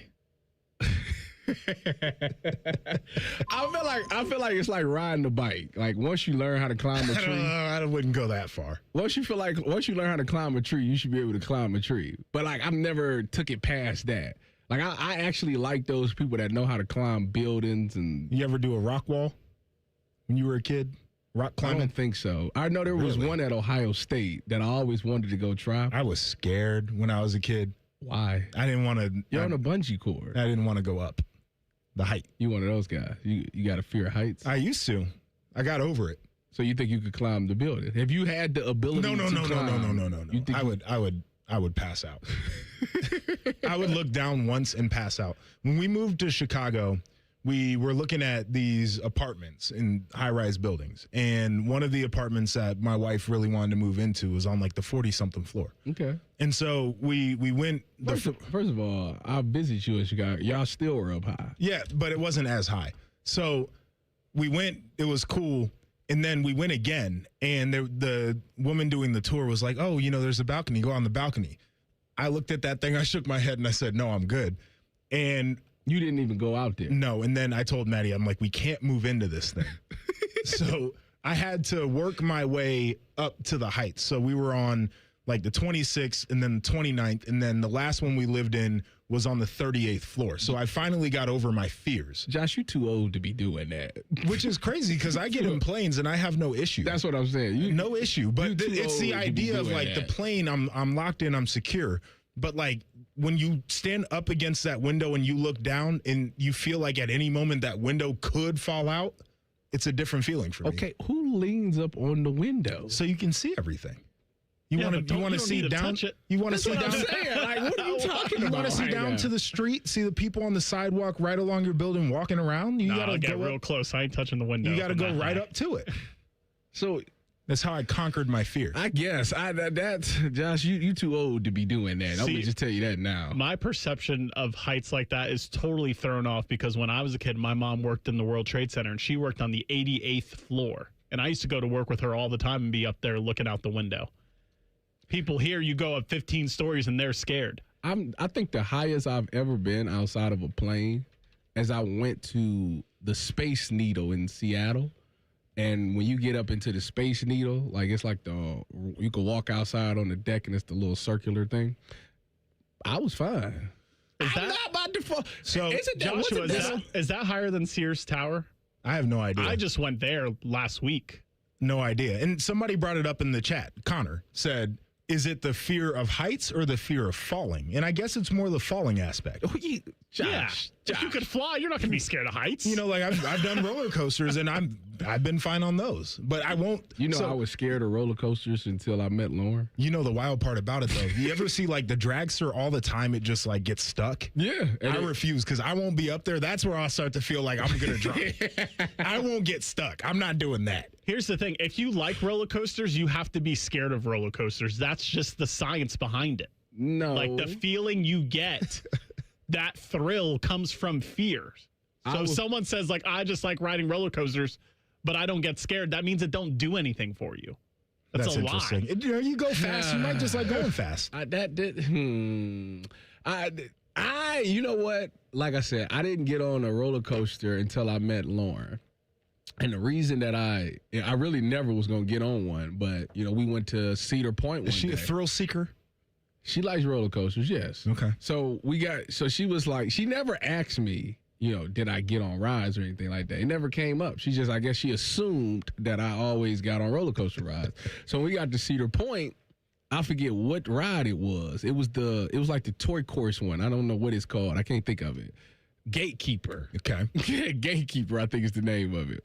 That was the one she's like, this is going to be our warm-up ride. Warm-up. It's our warm-up. I'm like, okay. I've never been on it because I don't ride rides. And my biggest fear was the ones that went upside down. Those are the ones that I was scared of the most because I was like, I'm going to lose the change or my phone going to fall out my pocket. I'm going to lose the change. I'm going to lose something like that. You'll be fine. That was my thing. And I did it without ever saying nothing. I just did it because I'm at the gate. Now I didn't pay for the tickets. This way I'm going there. And I realized it's nothing. It's nothing. I mean, all this life, it took me like 22 years to finally get over this fear. And it was just like, it was nothing. The roller coasters are great. The height thing so is. I guess the people are bringing me to the bigger picture here. I don't think I could do that, what they did, climbing the building. No, they're insane. Because of this whole idea of like. Hold on, I'm trying to read the banner. When the power of love beats the love of power, the world knows peace. Is that what that says? That's exactly what it says. But this, like, for example, have you ever been in a tall building when it's super windy out? It shakes. Yeah, they move a little bit, which is a good thing. Okay. That feeling right there, I'm done. First of all, I ain't in tall buildings like that. That's one. Two, I can understand that, but I don't know. It doesn't bother me. Good for you. It just doesn't bother me. I don't have the stomach for it. If this is how we going out. Whoa. So you're at peace with moving to the other realm. Yeah, I think you should be. You can't just be fear. You can't have a fear of it all the time. I'm not saying you have a fear of it, but like, I don't know if I was laying on my deathbed right now, I don't know if I'd be at peace. I feel like there's so much more. Well, we're different because we have young kids, so it's like you're going to miss a lot of their. Yeah. That's the only thing. I'm not at peace with that. Have you accomplished the things that you wanted to accomplish in life? There's another level. Oh? Well, I'm complacent. I just want my 2-chair. You're back. good. You're good. Monday, my life will be great again. I don't know why you're so scared of this one chair. You've been doing a hell of a job. It's just a different vibe. It's a different vibe, man. Like I can't even be in the YouTube chat like I want to. You know, you got to be locked in. You got to look at the clock and pay attention to the clock and all these things. It's a lot. It's a lot there. Fact of the matter is, back to this story. Did they get arrested for this? I have no idea. Dylan's on the phone, so he can't confirm. I think these people got arrested for this, and if they did, I wouldn't even. So there was a proposal in here. I wouldn't even give them that much time. Did you know that? No. There was a proposal. What's the proposal? It said that dude got down on the knee and proposed. He climbed the thing? Yep. And when he was up there, he got down on one knee before the couple embraced and kissed. So it appeared to be a proposal. You know, Josh. How did you propose to Lauren? How did I propose to Lauren? Yeah. So this is funny. I got 2 minutes. So this is funny. All up until leading up to the proposal, I had this tweet that I put out back when I was in college. And I always live by it. And I always try to stand on the things that I say. If I say it, then I got to stand on what I say. And so you said you were never getting on knee. I said, I ain't even taking knee in the Sugar Bowl. What do I look like taking the knee for you? that was crazy. That was a tweet that I put out. This was back when this is the old types. Back when you were banging. Yeah, this is the old types. My mindset has shifted. I'm not even that guy anymore.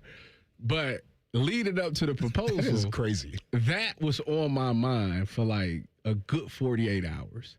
And I was like, do I stand on what I said and don't necessarily get down on the knee? Maybe just Were you wearing Jordans? I was. You didn't want to crease them. That didn't matter. It was that, do I put the knee on the ground? Because it was snowing outside. And do I like put my knee in the snow? Yes. Or do I just hover the ground? Did you hover? No, I put my knee on the ground. Good for you. I went against my word. Good for you. I went against my word. You made the right decision. Lord knows that I love her because I went against my word. You made the right decision. Usually, I stand on everything that I say. All right. In 2 minutes, Dylan Tyre will break down everything that went down with the Blue Jackets yesterday. This is T-Bone and Tyvus on the Fan. Fan traffic. From the Atlas Butler Plumbing Services Traffic Center. Well, traffic not looking too bad around the metro. I actually think a lot of people took off for the early holiday weekend out here. Maybe seeing some slowdowns, 71 in that northbound direction as you're heading downtown towards Greenlawn Avenue. Just slightly, though. Really not too bad on this Thursday. At least some better news if you're heading out towards the airport, just in case. Once again, for the big holiday weekend, 270 southbound and 670 westbound running pretty smoothly as of right now. I'm 10 TV's Brianna Albizu with your fan traffic. Listen to Financially Fit Radio with Corey Sickles this Saturday morning at 9 on 1460 AM, covering topics like what you need to know about annuities and how to stay healthy and enjoy retirement. Financially Fit Radio this Saturday morning at 9 on 1460 AM. Everything you need to know about the Buckeyes is on, wait for it, The Buckeye Show, led by the Beamer. I'm not going to lie to you. Getting ready now for Jeremiah Smith, you're already too late. And featuring Austin Ward. The reason that the weather was perfect for Texas at Ohio State is because it was played in the San Diego of the Midwest. It's the Buckeye Show, weeknights at 6. And tell your smart speaker to play 97.1 The Fan, your home of the Buckeyes, The Fan. Don't sweat it. Call Care Heating and Cooling, and we'll fix your air conditioner fast. 1-800-COOLING. Cool cars, cool people, good tires. Get ready for the biggest and best automotive happening of the year. The Good Guys 28th Summit Racing Nationals, presented by Grundy Insurance. Over 6,000 classes. Shop the swap meet in huge Fender Midway. See which ride takes home the crown of the Good Guys 2026 Forge Line Street Machine and Classic Instrument Street Rod of the Year. July 10th to the 12th at the newly renovated Ohio Expo Center in Columbus. Details at good-guys.com.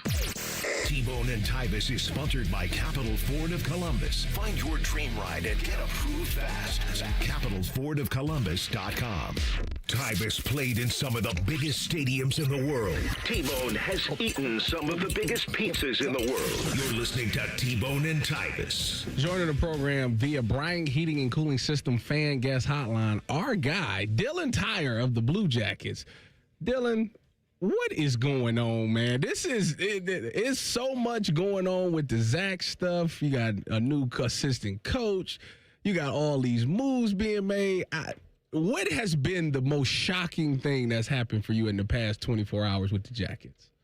Well, thanks for having me on, Tyvus. I appreciate it. And we certainly do have a lot to talk about, right? Because there's been a lot of different things happening over the course of the last week or so. And I think obviously the biggest story right now is what's going on with Zach Werenski. It sounded like he was going to be traded away from the Columbus Blue Jackets, but yesterday Zach and Don Waddell, the Blue Jackets general manager and president of hockey operations, came out kind of with a joint statement saying that Zach is going to stay going forward with the Blue Jackets and that he's committed to winning here in Columbus.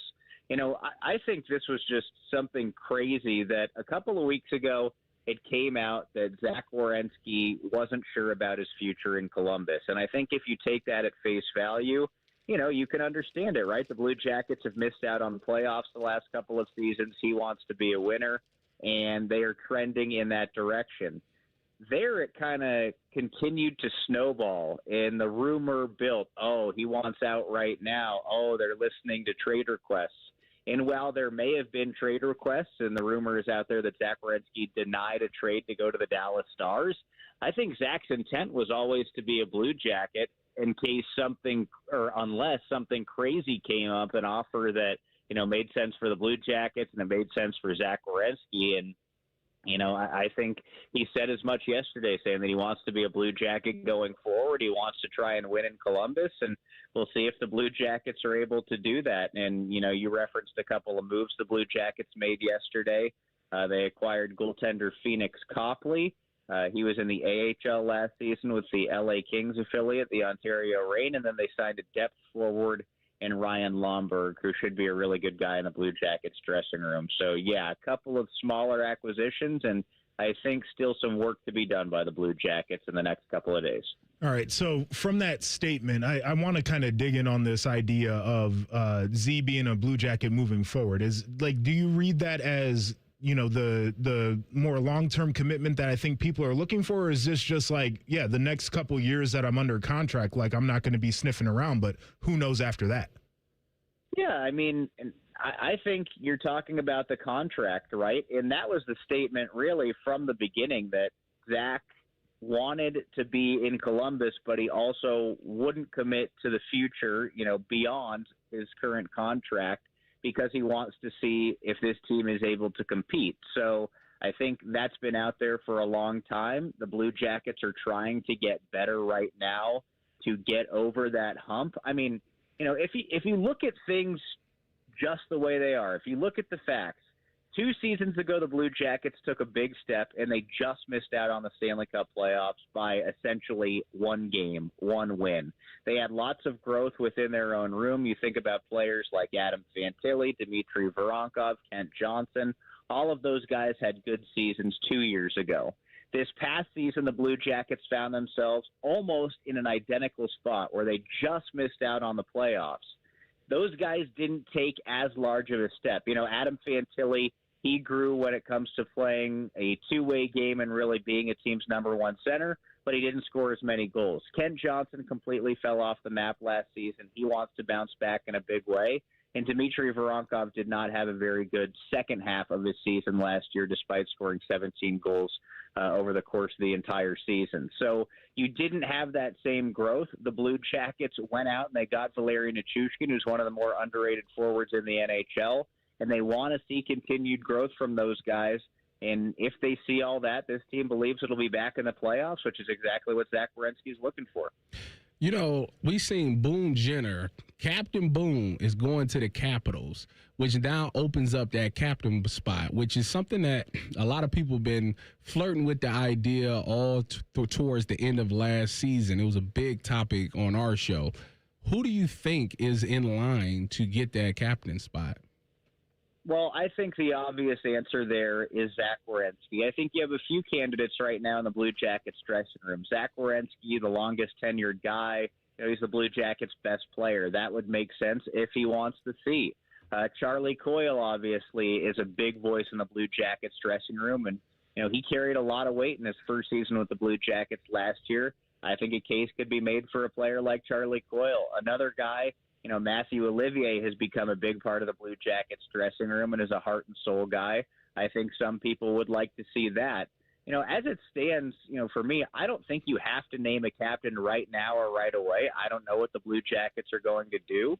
But with Rick Bowness being relatively new, I think he needs to get a feel for, what the leadership is going to look like going forward in that room. You said it, no more Boone Jenner. In all likelihood, Eric Goodbranson is a free agent too. It doesn't sound like he's going to be back with the Blue Jackets. So you're losing a lot of leadership and some big voices out of that dressing room. So I think you want to see what you have in there and let things develop over training camp. Like, if you remember when Boone Jenner was named captain, that didn't necessarily happen right away. It happened during Blue Jackets training camp.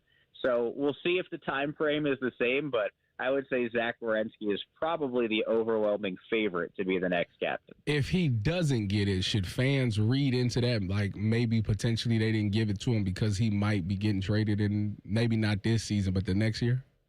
No, I don't think they should look into that whatsoever.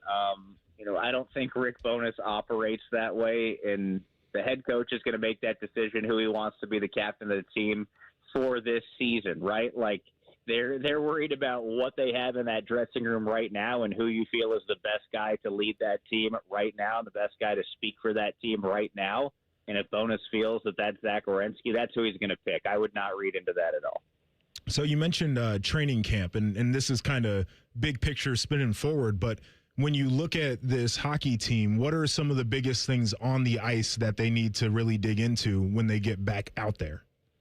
Well, they changed their style just a little bit when Rick Bowness took over last season. They became a more aggressive, in-your-face team when it came to defending. And that's not necessarily, just on the defenseman. It's also on the forwards. So he wants those forwards engaged in making things difficult when it comes to forechecking. It always starts on offense, right? Your forecheck kind of starts the defense. If you can make it difficult on the other team when they're trying to get the puck out of their own zone, that is really, really good. That means that you're going to control the puck. And the best defense is kind of controlling the puck and playing offense in the NHL. Now, when it comes to the actual defenseman, Bowness talked about closing the gap. He wanted a smaller gap between the attacking forward and the Blue Jackets defenseman. So that is exactly what it sounds like. When an opposing forward is coming up the ice, the space between he and the defender is the gap. So Bowness wanted the Blue Jackets to be a little bit more aggressive when it came to closing that gap and allowing there to be space between the defender and the forward. So I think just continuing to hone in on that. But when it comes to playing offense for the Blue Jackets, I think he wants to see them play with more speed and more north and south. I think when the Blue Jackets got away from that last season, that's when you saw them lose games. But when they were playing direct north-south hockey in your face, kind of the same thing that we're talking about on defense, but on offense, that's when we saw them successful last year, and they kind of got away from that at the end of the season. I think Rick Bowness, he kind of hinted at it the other day that he's taken some time to evaluate some more things this offseason, and he wants to address them during training camp. He wouldn't say what some of those things are yet, but I view them as just fine-tuning some of the changes that he made last season. And, I think another year under Rick Bowness will only mean good things for the Blue Jackets when it comes to getting more comfortable and playing that way. I got to give you your flowers. One of the names that you mentioned as the potential for the Blue Jackets to draft was Oscar Hemming. And when I saw it, I smiled. And I said, I see why they pay you the big bucks. Can you tell us a little bit about him? And what is the chances that we see Jackson Smith or Caden Lindstrom with the Jackets this season? All right, so I'll start with Oscar Hemming. Oscar just finished up his freshman season at Boston College. He's a younger guy, so he was one of the youngest players in college hockey last year, playing really as a 17-year-old. He kind of had a weird season last year. He was supposed to play in Canada, but his rights were not released by his team back in Finland. So, a team back in Finland had his rights as a player, and they wouldn't release them to allow him to go play in Canada. So he said, all right, I'm going to go the college route. And he joined Boston College during the second semester. So he really only played half the season. So think about that. You're a young guy coming over from Finland, going straight into college, and you're playing with men in college. The college hockey players overwhelmingly are older than the ones playing major junior in Canada. So you're a young guy playing against men, and you come over and play half a season essentially in college hockey. That's a hard thing to do, but he impressed enough to be drafted in the first round by the Blue Jackets. He's a big kid. I've seen him in person the last couple of days. 6'4", 6'5", right around 200 pounds right now, plenty of room to fill out. He's a good skater for his size. He has good skill for his size. And he profiles, as a classic power forward in the NHL, a guy that can score, a guy that can be in your face, a guy that likes to play physical. He told us that. He likes to throw his body around. So it's a good ad for the Blue Jackets, and hopefully we get to see him in a couple of years' time. As far as it goes for the other guys, you said Caden Lindstrom and Jackson Smith. Both of those guys are going back to college this season, both in the Big Ten. Jackson Smith at Penn State, Caden Lindstrom at Michigan State.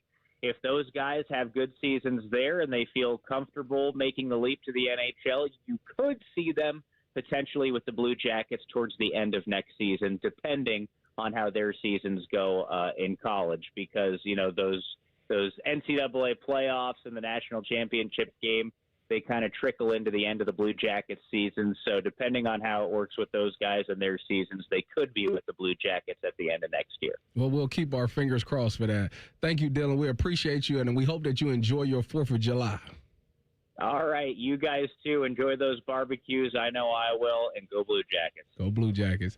All right. Should the Big Ten and SEC expand before it's too late? We'll explain next. T-Bone and Tyvis on the Fan. Fan traffic. From the Atlas Butler Plumbing Services Traffic Center. Still watching a crash in Delaware County after a car hit a power line out here just outside of Sunbury. Portions are still closed, yes, in both directions. State Route 37. This is all near the 71 area. We also have debris on the roadway being reported 71 southbound and that 71 northbound ramp to 36. All lanes completely closed. Definitely take State Route 3 as your alternate route to avoid some traffic. I'm 10 TV's Brianna Albizu with your fan traffic. Great Lakes Hyundai.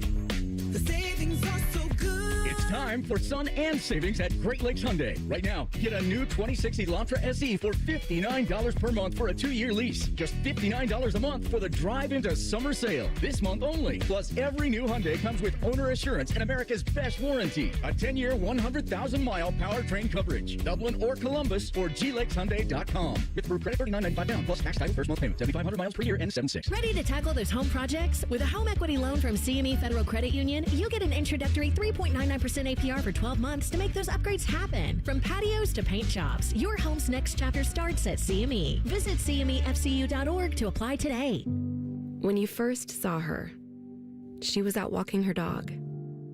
You didn't notice her at first. But when you finally did, it was too late. Because at that moment, you were speeding. She was out walking her dog and only had a second to let go of the leash. Your foot was on the gas, and her life was on the line. Speeding catches up with you. Paid for by NHTSA. From the FIFA World Cup to competitive business environments, grand ambitions lead to game-changing achievements. At Bank of America, we're there to support businesses at every step, providing insights and expertise to help you gain an edge. He shoots, he scores! What would you like the power to do? Explore winning business solutions at BofA.com/gamechangers. Bank of America, official bank of the FIFA World Cup 2026. For a lot of workplaces, the work week doesn't end on Friday. That's why there's EasyCater, the best way to order food from favorite restaurants for your hardworking team, even on weekends. With EasyCater, you'll find great options for any group size and any shift, with tools to help meet dietary needs, stay on budget, and simplify expenses, all backed by our award-winning 24/7 support. EasyCater, your Monday through Sunday workplace food platform. Start an order for your weekend crew at easycater.com. The next chapter of Cleveland Browns football is here, and we want you to be a part of it. In the new world-class enclosed Huntington Bank Field, a new era of Browns football begins in 2029, and your path to being a part of it starts today. Place your deposit right now at newhuntingtonbankfield.com to reserve your spot and be one of the first to choose your seats in the best stadium on planet Earth, our brand new home in Brook Park. To reserve your spot and be one of the first to choose your seats in our brand new state-of-the-art facility. Hey, it's Austin Ward. Listen to The Beat with Austin and Byrne, now powered by the Waterworks and Header Heating, Cooling, and Plumbing. Get the latest Buckeye news, insights, and unbeatable analysis every day. Don't miss a moment. Stream The Beat with Austin and Byrne, sponsored by the Waterworks and Header Heating, Cooling, and Plumbing. Hey there, Bo Bishop here. Tired of the same old routine? It's time to escape with an RV from RCD RV. Motorhomes, fifth wheels, travel trailers, they've got them all. Shop hundreds of RVs in stock today. 3 locations in Central Ohio to serve you, or online anytime at rcdrv.com. I'm Brianna Albizu, traffic anchor for 10 TV News this morning. Columbus is quickly becoming my home, and this community has welcomed me with open arms. My mission is simple: to help you get to where you're going quickly and safely. Whether it's helping you beat the slowdown on 270 or giving you detours around major construction, we've got you covered. Because when your morning's on the move, so are we. Make the move to 10 TV News this morning, weekdays from 5 to 9, anywhere you watch. Disasters strike, fires, hurricanes, earthquakes. Direct Relief delivers. No politics, no red tape. Direct Relief is a lifeline to people in crisis. So check them out at directrelief.org. And if you can, donate. Rothman and Ice. Ben Stiller just landed, and this is what I told him last night. Wait, whoa. And I told him last night. Yeah. Rothman and Ice. Weekdays at noon. Sponsored by Pella Columbus. The Fan. The Fan Guest Hotline is sponsored by Accurate Heating and Cooling and Bryant. Doing whatever it takes to keep you and your home comfortable. The Fan. 2 men who both know the value of a good hat. You're bald! This is Bone and Tyvis. All right, so Dylan, you can set this up. You threw this on the sheet. What is this article about this Big Ten expansion? So basically, because of the Save College Sports Act that may or may not be implemented at some point, that will essentially prohibit conferences from expanding. Okay. So this article from Matt Hayes of Yahoo Sports, not Matty Ice, Matt Hayes of Yahoo Sports, he threw out the question of whether the Big Ten and the SEC should expand while they still have the opportunity, because that opportunity could be going away shortly. Now, the interesting thing about this is the well is getting dry when you talk about expanding. There's not like a lot of teams out there that I will really want the Big Ten to go get. Obviously, there's nobody in the Pac-12. They kind of ended them. Well, the only team, obviously the layup is Notre Dame. That's everybody, both conferences, both would probably take Notre Dame if they was willing to join. They won't do it. They won't. But if they did, I know we don't even care about where the region of it is anymore, but it just makes more sense for them to be in the Big Ten. And if they did that, that's the rest of the teams is pretty irrelevant to me. I mean, personally. Would you look at a UNC? This is what people have suggested. For basketball, Bill Belichick ain't got nothing coming. I think you could make an argument. You want to deal with him and Jordan Hudson? That they might be a little bit of a sleeping giant. Like if you had the right coach in there, and that is a state where folks want to live there badly, like population shift, all those different things. Like, I don't know. It becomes interesting. If you had Big Ten resources to give to a place like UNC, does that not give them a little bit more juice to become a team that is year in and year out more competitive? No. You don't think so? No. Not at all? No shot? No. So Indiana, no shot. They got lucky. Okay. Oh, man. That's kind of what I'm getting at.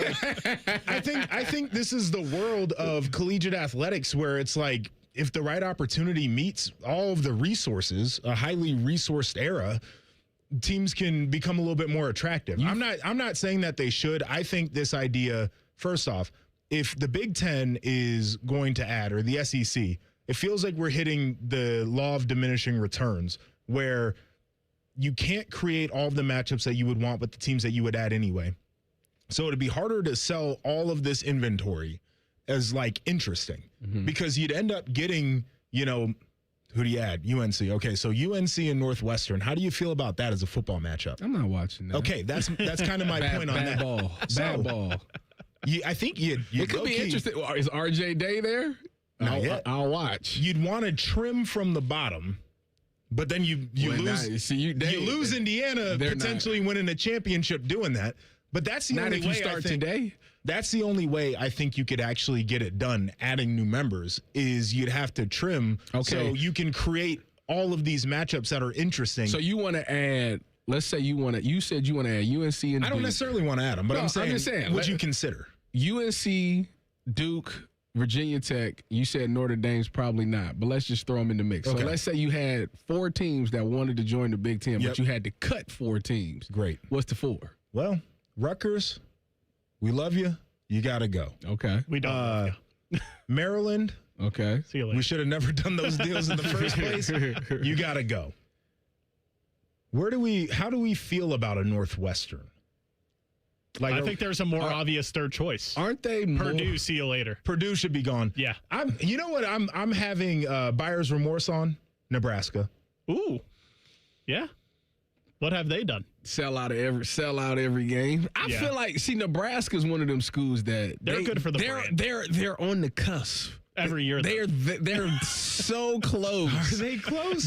You know who they remind me of? They remind me of like an Indiana. They're close. They remind me of an Indiana because I feel like they're 7-5 every year. No, I feel like first of all, they start off well and then they can't finish a season to save their life. That's what Maryland does. Like is Maryland close? They start Maryland's off like 5-0 and then blow it. Is Maryland going to be a playoff team? Maryland at least got a quarterback. 4-0 every year. They got a quarterback.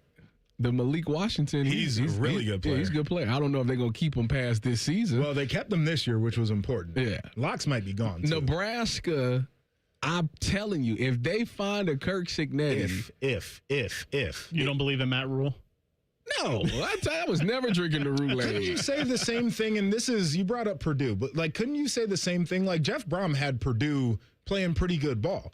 Where's Jeff he at now, Brom had, Louisville? yes, he had Purdue. He got representing the Big Ten West. What's our Lincoln Kingholz? Yep. Yeah. So I guess my thing is it's a hard exercise to say you want to cut, and part of this is the history and the legacy of the Big Ten. But to me, I don't think you're at a point where you can continue to add in either the SEC or the Big Ten without saying that you'd want to trim a little bit of the fat. So you never gave me the fourth team.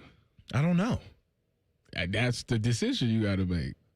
That's why I don't make these decisions. But that's not what they would actually do. They wouldn't. They would just continue to expand. I mean, how do you create a football schedule with a 20-team conference? With a 22-team conference? You got to go back to divisions. That's ass. And you got to. You mean like Legions and Legends? No, not Legions. Legions and Legends and Legions.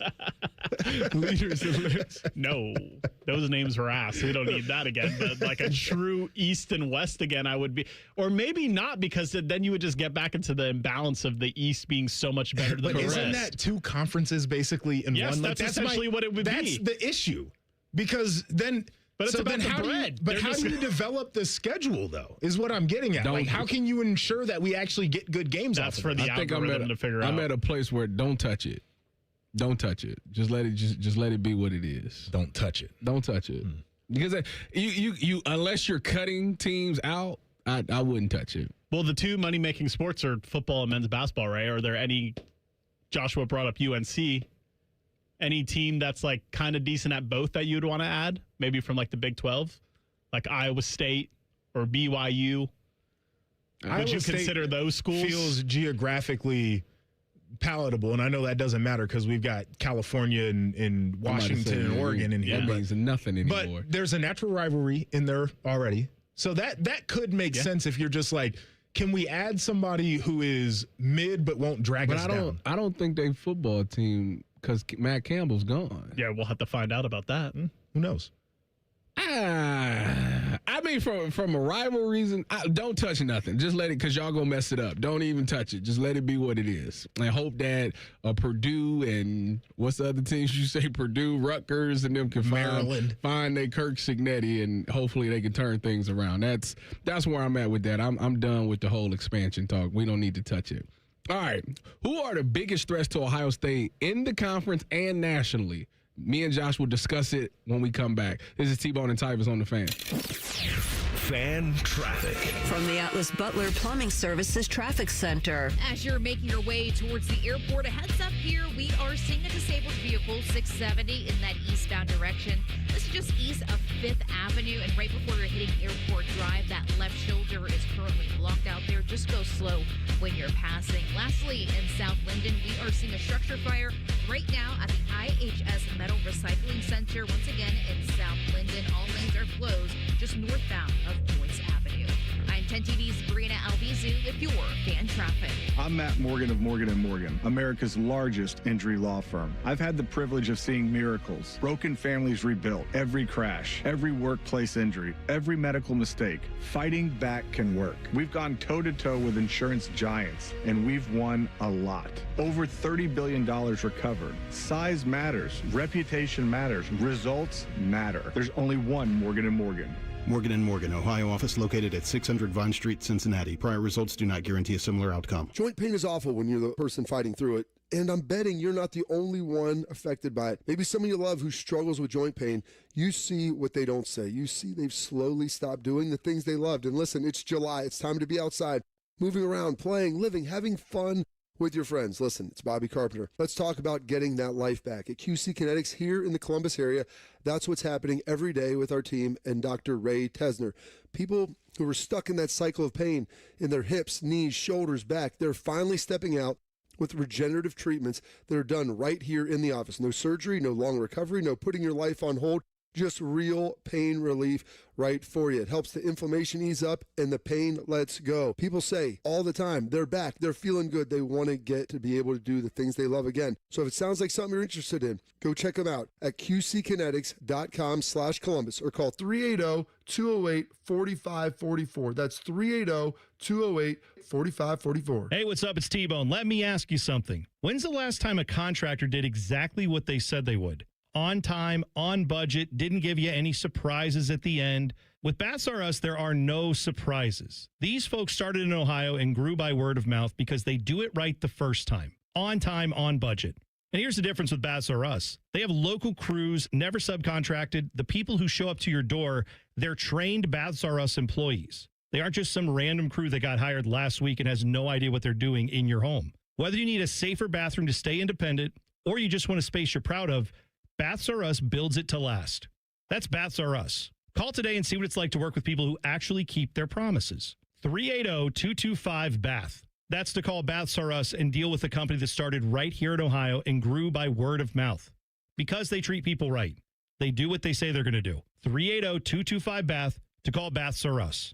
Baths R Us. Bathrooms you can trust. Call now. Build your cybersecurity skills and prep for thousands of open positions employers are desperate to fill. Attend classes live online or on campus. Go to mycomputercareer.edu and take the free career evaluation today. Financial aid is available to those who qualify. This is This Date in Reds Baseball with team historian Greg Rhodes. Reds pitcher Homer Bailey threw 108 pitches on this date, July 2nd, 2013, but it was the 109th that went in the record books. The Giants' Gregor Blanco grounded it to third baseman Todd Frazier, who threw to Joey Votto, and Homer Bailey had his second no-hitter.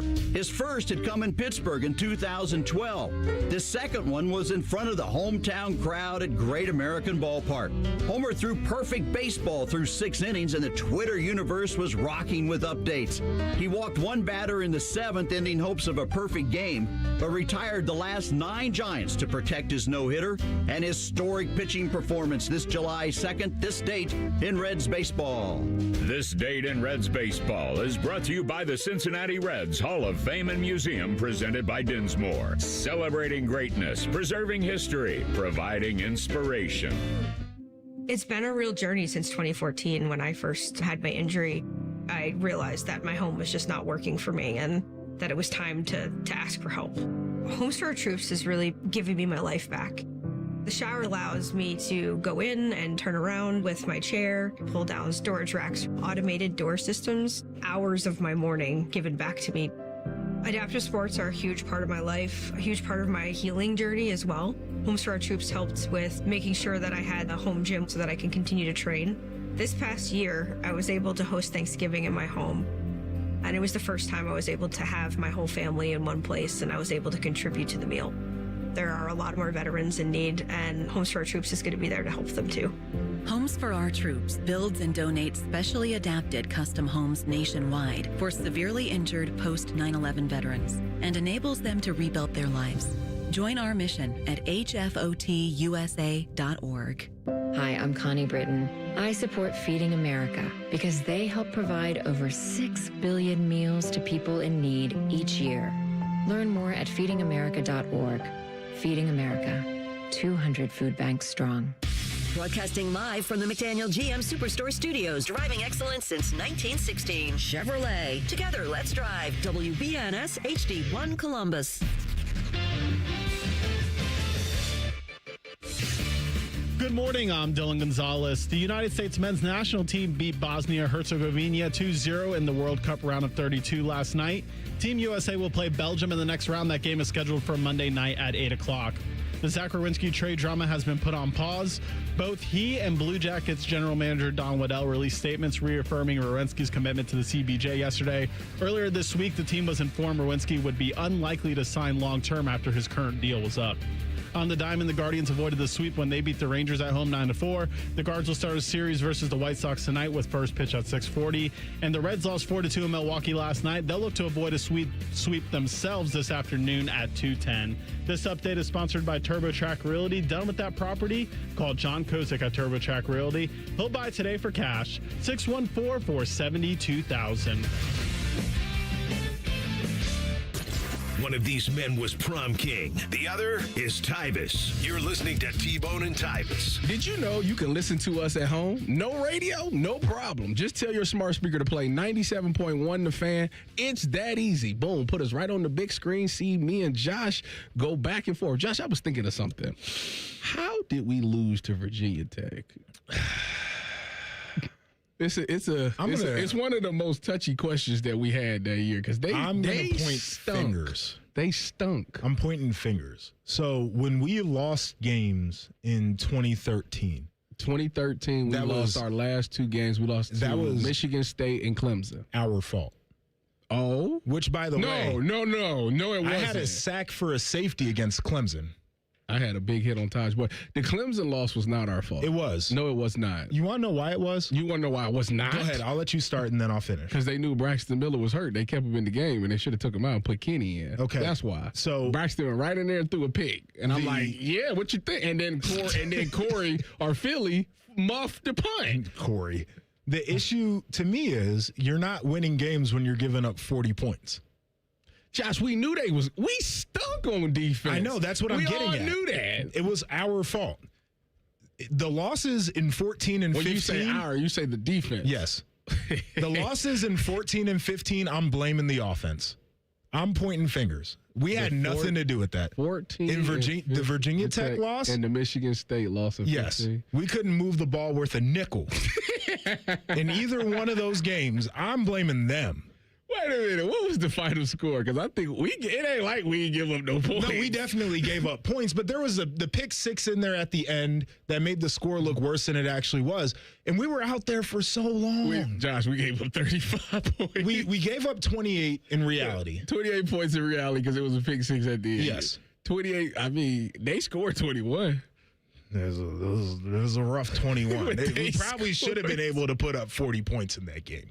That bare front. Now, what about the Michigan State game? All offense. That was that was our fault. No, it wasn't. That was our fault, brother. In a game where they score 14 points up until a last-second field goal, I'm never taking the blame for that. We knew that the offense was struggling. It was raining that game. You know why? Oh, you know what? It was raining. Oh, man, it's raining. You know why? What should we do? Maybe we should hand the pill to the best running back in the country.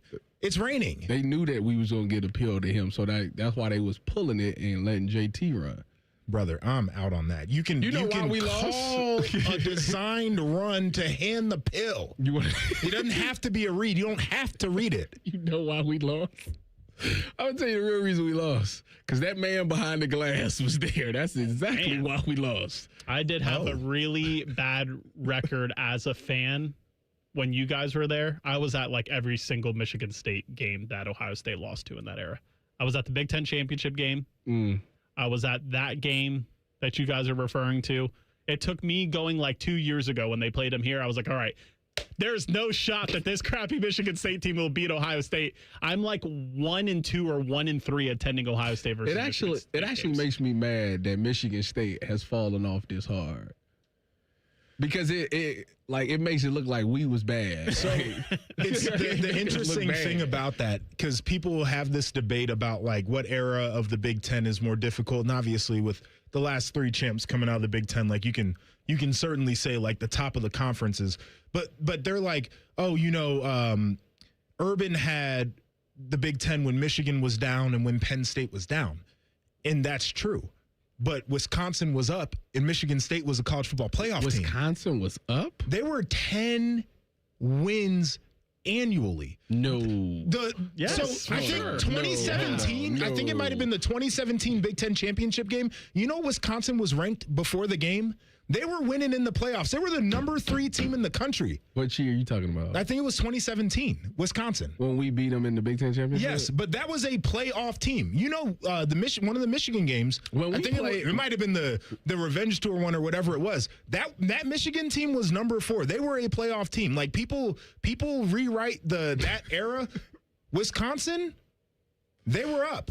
Penn State, the second half of that era, they were back up. Michigan State was a playoff team, and then Michigan had some years. Okay, let's call a spade a spade. Wisconsin was never. They were the number 3 team in the country. So They were Tyvus, from 2014. Josh, we seen Wisconsin on the schedule, and you think that we actually believed that they had a shot at beating us. From 2014 to 2017, they had 11 wins, 10 wins, 11 wins, 13 wins, and they went to the Big Ten championship They 3 of those 4 years. They fell off. They fell off. He's part of the problem of this rewriting of history. Oh, it's so bad. They fell off. 13 wins for Wisconsin. They can't sniff a win right now.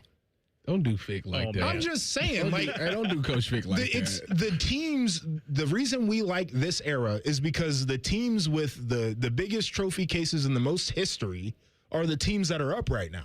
There were just different teams that were up when we were playing. I'm still mad that they fell off this hard because it makes us look bad. That doesn't make me look bad. We lost to them twice. Yeah, this is a different era. Whatever, Josh. All right, this year, Big Ten. Who you think is the biggest in the conference? To biggest threat to making Ohio State lose the conference? You probably got to put Oregon. Yeah, I think that's probably at the top layup. spot. That's probably the layup. And Dante Moore is back, and we're very excited about some of the young players they had last year. That'll be a year older. Where now. are you on Indiana? I am a Kurt Signetti believer. I think he is the best coach in the game right now. No, go bigger. Say it. Say it again. He's the best coach in the history of college football. All right. Let's just call a spade. That what he did at Indiana, one championship, counts for like 9 at Alabama. Counts for like 9 here at Ohio State. What he did there, that is the greatest coaching job that we have ever witnessed. Josh, he lost all of his core players from JMU. Which is fine. That's okay. He went out and got Big Hoove from TCU. He got Marsh from Michigan State. He's a good player. He is a good player when he wants to play. Yeah, they got a kid from London, Ohio, who's a really good linebacker.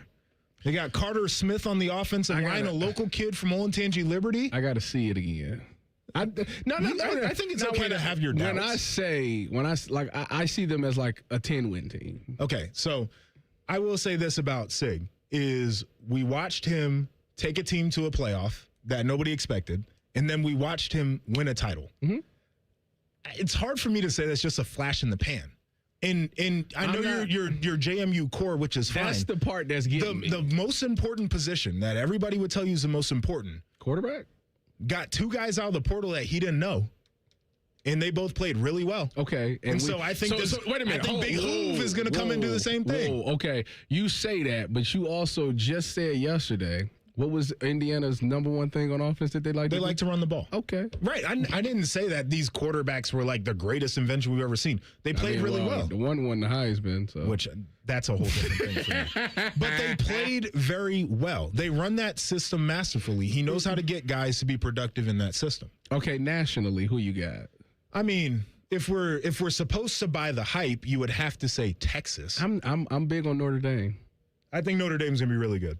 I think Notre Dame, if they figure out the running back situation, because they lost obviously both of their running backs, I think they're gonna be really good.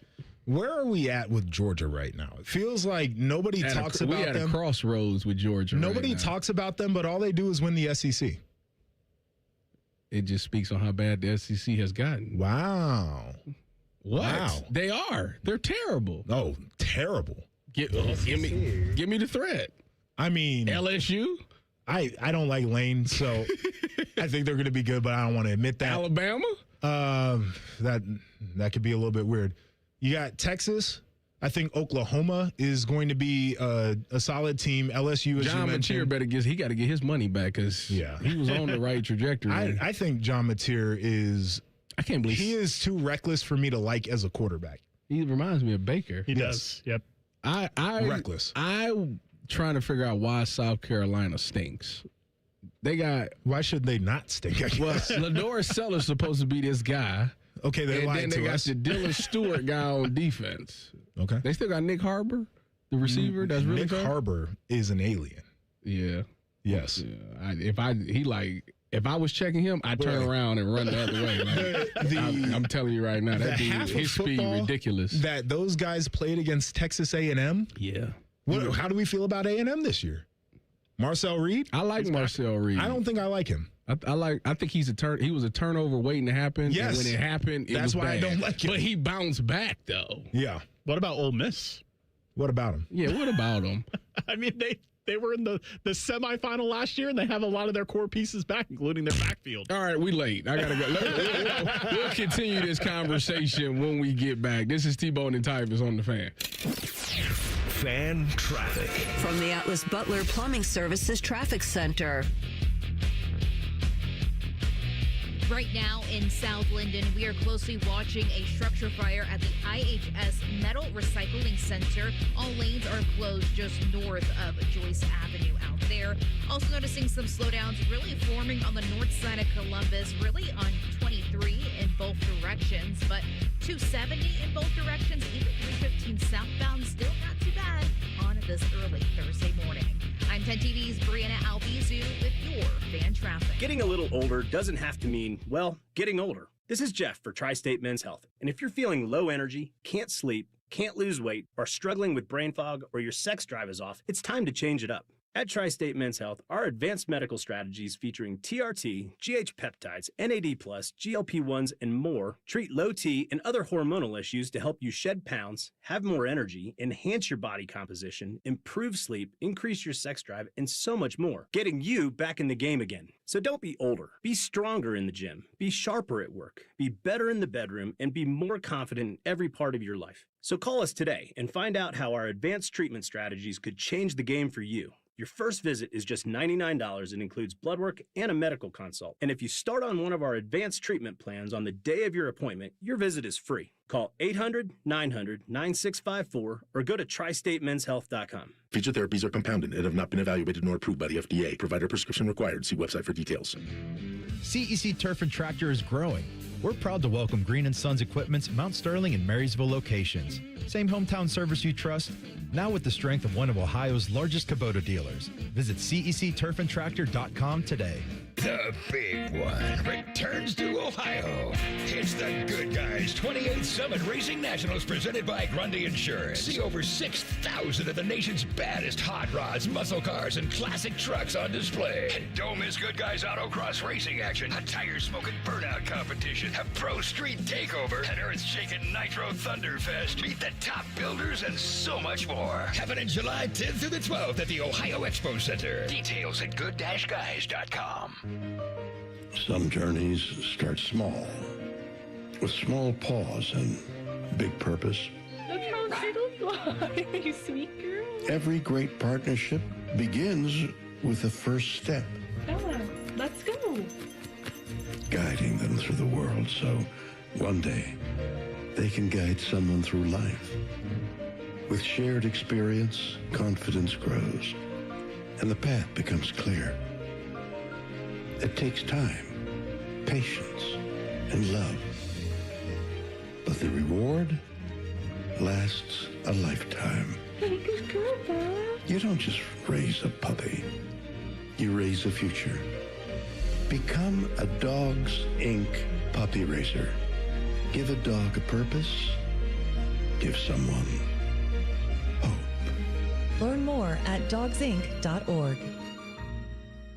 Hey, it's Austin Ward. Listen to The Beat with Austin and Byrne, now powered by the Waterworks and Header Heating, Cooling, and Plumbing. Get the latest Buckeye news, insights, and unbeatable analysis every day. Don't miss a moment. Stream The Beat with Austin and Byrne, sponsored by the Waterworks and Header Heating, Cooling, and Plumbing. Hello, it's John Kozik, founder and president of TurboTrack Realty, and I buy real estate as is fast for cash. Call today for an all-cash offer on any of your properties, and we can close within days at 614-470-2000, 614-470-2000. Do you own a property that's outdated and needs thousands of dollars in repairs? Great, I'll buy it. 614-470-2000, 614-470-2000. Would it be convenient for you if you could simply take what you want and leave the rest behind? Great, I'll buy it. I buy vacant properties, inherited homes, divorce situations, death in the family, foreclosures, commercial properties. I even buy my tenants won't pay me the rent houses. Call today and speak with me, John Kozik, for an all-cash offer and the help you need. At 614-470-2000, 614-470-2000, TurboTrackRealty.com.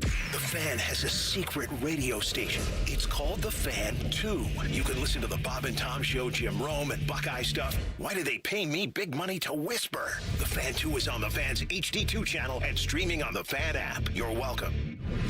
Fan weather. From the Logan AC and Heat Services Weather Center. Warm and muggy to start and sunny and hot this afternoon with highs in the upper 90s and feels like well into the triple digits. For tonight, mostly clear overnight with our lows in the 70s. And then for Friday, we close out the work week with sunny skies and very, very hot temperatures in the 90s with feels like climbing into the triple digits. So keep those ways to stay cool. For The Fan, I'm meteorologist Meredith Garfalo with the 10 weather impact forecast. The radio couldn't contain us, so we've taken over YouTube. Catch Morning Juice weekday mornings at 6 by searching 971 The Fan. Do it. Tybus is drinking a protein shake for breakfast. T-Bone is eating a protein donut. Minus the protein. And it's more than one donut. You're listening to T-Bone and Tybus. As I look over some of these schedules in the Big Ten, I see your point about some teams needing to go because I'm at a point, and you shouldn't do this. I shouldn't do this, especially with the new day and age that college is, where rosters is constantly flipping. But I look at like Indiana's or schedule. I'm looking at their schedule right now. It's a 3-game season. What are the They got 3 games this season where the rest of them is layups. Ohio State, the Wolverines, USC. That's the 3 games. Who else is on there in the conference? Northwestern, Rutgers, Nebraska, Minnesota, Washington, Purdue. Washington could be interesting. I think Washington in Minnesota. If they love their quarterback who tried to leave. Well, and I know that people love to rag on PJ Fleck. But Fleck tone. I think he is a really good ball coach, though. They usually play very disciplined football. He is a situational type of coach, values special teams, like tries to win in the margins because he knows he's never going to have the most talented roster. They become a tricky team sometimes. Yes, but I will say that I feel like they lost some players. Sure they did. Everybody That's all right. lost players. No, but like key players. Everybody lost a key player or two. We didn't. Yeah, true. Tyvus, they'll still row the boat. Row the boat. Let's go, let's go. Minnesota pride. Oh, bathed in maroon, showered in gold. The Gophers are back. PJ Fleck and the Fleck Toes. I really hate that they got a song. I really. This is Although why I do listen. This is why our grid is overstressed. This is why we have water issues in society. Is for that damn song. Although I will say, Minnesota last year when I did my tailgate show from there, I had a blast, man. It's great. They fans was they pretty got good. a nice little setup. Did you go in their facility? No. They got a nice setup up there. Really? Land O'Lakes. Is it better than the Woody? The Woody. If you tell me Minnesota's facilities is better than the Woody, we got a problem. Maybe I don't know, 10th, 11th best in the Big Ten. Yeah, that's a problem. It is. Is that But it's been like real? that for a long time, yes. I tell you right now, Oregon and Nebraska's better, easily. Oregon, which I haven't been to, but I've seen for sure. Nebraska with their updates for sure. Illinois has a bowling alley in their facility for what that's worth. You do a lot of bowling, We Josh? got a basketball Penn court in State ours. has done some updates. I still don't think theirs is totally up to snuff.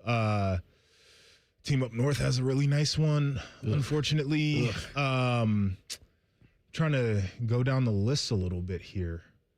Northwestern, ridiculous. They got On a the whole lake? new man. That's beautiful. Yeah. Ain't they stadium ready this year? Yes. Yeah, what they had They're putting going the on turf the in last right couple now. of years, it was beautiful. Yep. It was beautiful on that water. But yeah, I mean, it's, the facilities here. A little behind. That's why they collected the money. No, All right, what's this issue that you and Dylan got with Freeze Pops? All right, so the freeze pop scenario has gotten a little bit out of control in my household. We were up in Toledo over the weekend with my father-in-law, and he gives James, my son, who's 2, the freeze pop, and then Stella, who's Maddie's sister, who's 9, has one as well. And so James has a problem with the freeze pop pushing the popsicle up through the plastic. Milani got that same thing going. Okay, so then Mike is sitting there, my father-in-law, He's cutting it. with scissors cutting it. Yeah. Like while they're eating it? So they'll have a piece, they'll come over. Like, and then, yes. They're cutting it multiple times Yes. during, that's, Correct. I know, Yeah. that's too much. And that's what I said. And I was like, if James can't figure out how to do this, then he's just not old enough to have a popsicle yet. Yeah. Or not the whole thing. He can just have the part that he can get. And Stella at 9, like, girl, we got to get some things figured out. Like, you can do a popsicle. So then my mother comes over a couple days ago, and she's got this contraption that you put at the bottom of the plastic, and it just, you like push it up the whole time. And so you don't have to cut it, but it's like, it's basically an aid to assist the pushing of the popsicle, which once again, if you need that, like, you're not ready to have the popsicle yet. And I get that it's a great invention for people who may have some dexterity issues. Like, I think those things are great in society. You're not ready for the popsicle yet. And then the other thing that they do is they can't just hold it, because then their hands get cold. You got to put a paper towel around it. They have popsicle holders up at my father-in-law's house specifically for them. Yes. And I think this is contributing to the softening of America. No, that you can't have a damn popsicle without having to have all these different adjustments going on. Eat the popsicle. I think the napkin is perfect. No, I'm out. Because kids tend to spill things. So I'm out. Like the napkin catches that spillage. So I actually no, it doesn't. I applaud It that. literally just keeps their hands from getting cold. They spill regardless. I think you agree with him on this? Yeah, I think if you can't eat it, you can't eat it. Thank you. That. Thank you. I think when it comes to some of these issues, maybe us as parents are the ones to blame. My daughter Gianna, she just started wanting to play Minecraft. Every 10 seconds, Dad, how you do this? Dad, how you do that? Man. Dad, can you look this up? I'm like, first of all, I've never played Minecraft in my life, so stop asking me how to play Minecraft. Yeah. But their access to information makes them not want to try to figure out anything on their own. It's immediately, look this up. Watch a YouTube video. No, we figured out stuff on our own. That's Trial the and thing. error. You gotta troubleshoot it. No, it's important. I feel like because we have so much access to information, that young people aren't actually figuring things out through trial and error right now. They're finding the shortest way to the answer. And I don't think that's the worst thing in the world, but I think that is something you fall back on once you have a certain level of mastery. But you don't get to skip all of the steps of learning how to do certain things just to get to the answer. You never learn anything that way. I hear what you're saying. I hear what you two are saying. I don't necessarily fully agree with what y'all are saying. I get it. Like, why just not? I get the trial and error thing. Like, that to me is when it's physical, when it's like more physical. So you don't think there's a mental trial and error that needs to happen? Just go look up the answer. Oh my gosh! Yeah, but if they go out in the real the problem with today. They go in the real world as We're an adult. losing recipes. Yes. Oh my God! This is what's wrong with today. The young ladies today, they're not learning from mom how to cook. We're losing recipes. They go out on their own when they're adults. Listen, as soon as their cell phone dies, they're cooked because they don't know how to do anything without the internet. That partially is true. But that's on the parent. That's on the parent. Y'all just giving them tablets and just letting them do whatever. If they're in a crucial situation, they ain't figure out anything on their own unless they got a Wi-Fi signal. My kids do a lot of stuff on their own. They figure it out on their own a lot. I blame the parents. I'll give you a hell of an example. So we in school, we all learned how to spell. Mm-hmm. We had spelling tests. We had to physically write things. Yeah, my mother would had a belt in her hand. Right. Ask me. Yeah. The word is dog. Yep. Yep. And if I mess it up, Johnny had 4 apples. If he gives 2 away, how many apples do we have? If you don't say 2, you in trouble. So we all get that. And so we have spell check on our phones and on the computer. And that should be for if we just like mistype something. You're typing fast but you know how to spell the words. Yes. the kids today can't spell because they've already skipped to the spell check. That's a problem for me. So what I'm saying is, I think the efficiencies are important. What do you mean they don't teach anything? What do you mean they skip the way it? that They just go to spell check. What is everything typed? Well, no. That's basically what I'm getting at. Is like there are so many different aids right now to help people that you kind of lose the mastery of the skill first. I think you have to master the skill and then you get to take the shortcut. But we're skipping to the shortcut a little bit too much right now. And I'm not saying they don't do spelling in school, like they obviously do, but everybody's like, well, what do I need to learn how to spell for? I've got spell check. They don't care. We got Chat GPT. They don't care. That's a problem for me. We got Chat GPT. Well, yeah, I hear what y'all saying. I do. To me, that's on the parents. And so if you need me to cut your popsicle plastic after every bite, right? But I'm watching. What are you talking about? I'm watching the 9-year-old do this as well. That's a problem. And I'm trying to prevent my 2-year-old from becoming 9 and being like, "Daddy, can you cut?" No, I won't. No. I figured at some point he would. You allow it at 2, and it continues at 9. Lay know how to push her popsicle though. Good. Milani does not. Not good. She doesn't. She's not ready. But I pushed it up for her. I didn't cut it. I pushed it up for her. Not ready. And handed it to her. But you know what? I only did it once, so she must have figured it out. Good. She must have figured it out. There we go. See, look, it's on the parents. All right, we got to go to break. When we come back in 2 minutes, we have a game show that Dylan has put together for us. This is T-Bone and Tyvus on the Fan. Fan traffic. From the Atlas Butler Plumbing Services Traffic Center. Right now in South Linden, we are closely watching a structure fire at the IHS Metal Recycling Center. All lanes are closed just north of Joyce Avenue out there.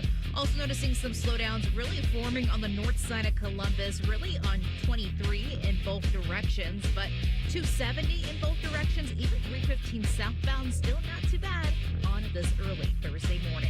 I'm 10 TV's Brianna Albizu with your fan traffic. Hey, what's up? It's T-Bone. If you've ever had somebody do work at your house, it's annoying as crap, at least to me, when someone shows up to your house that you never met, you've never worked with, and you didn't hire to do the job. Subcontractors, I understand why they exist, but for me, I want to work with a company that's going to bring people who know what they're doing, who are trained by the company to put their product in. On time, on budget, no surprises at the end. That's what Baths R Us does every single time. These folks started in Ohio and grew by word of mouth because they do it right the first time. And the big difference with them, they have local crews. They never sub out the work. The people who show up to your door, they're trained by Baths R Us. They're actually employees of the company, not some random crew they hired last week. Whether you need a safer bathroom to stay independent or you just want a space that you're proud of, they build it to last. That's Baths R Us.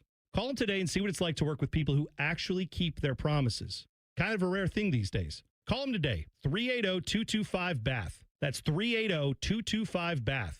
Baths R Us. Bathrooms you can trust. Call now. Get your air conditioner fixed fast. Call Care Heating and Cooling. 1-800-COOLING. From military life to a rewarding career in IT, kickstart your new journey in a matter of months in the fields of IT and cybersecurity, including AI. Learn more at mycomputercareer.edu/CWP. Financial aid is available for qualified students, including VA benefits. T-Bone and Tyvus is sponsored by Capital Ford of Columbus. Find your dream ride and get approved fast at CapitalFordOfColumbus.com. All of the hair on their heads is slowly migrating to the lower part of their faces.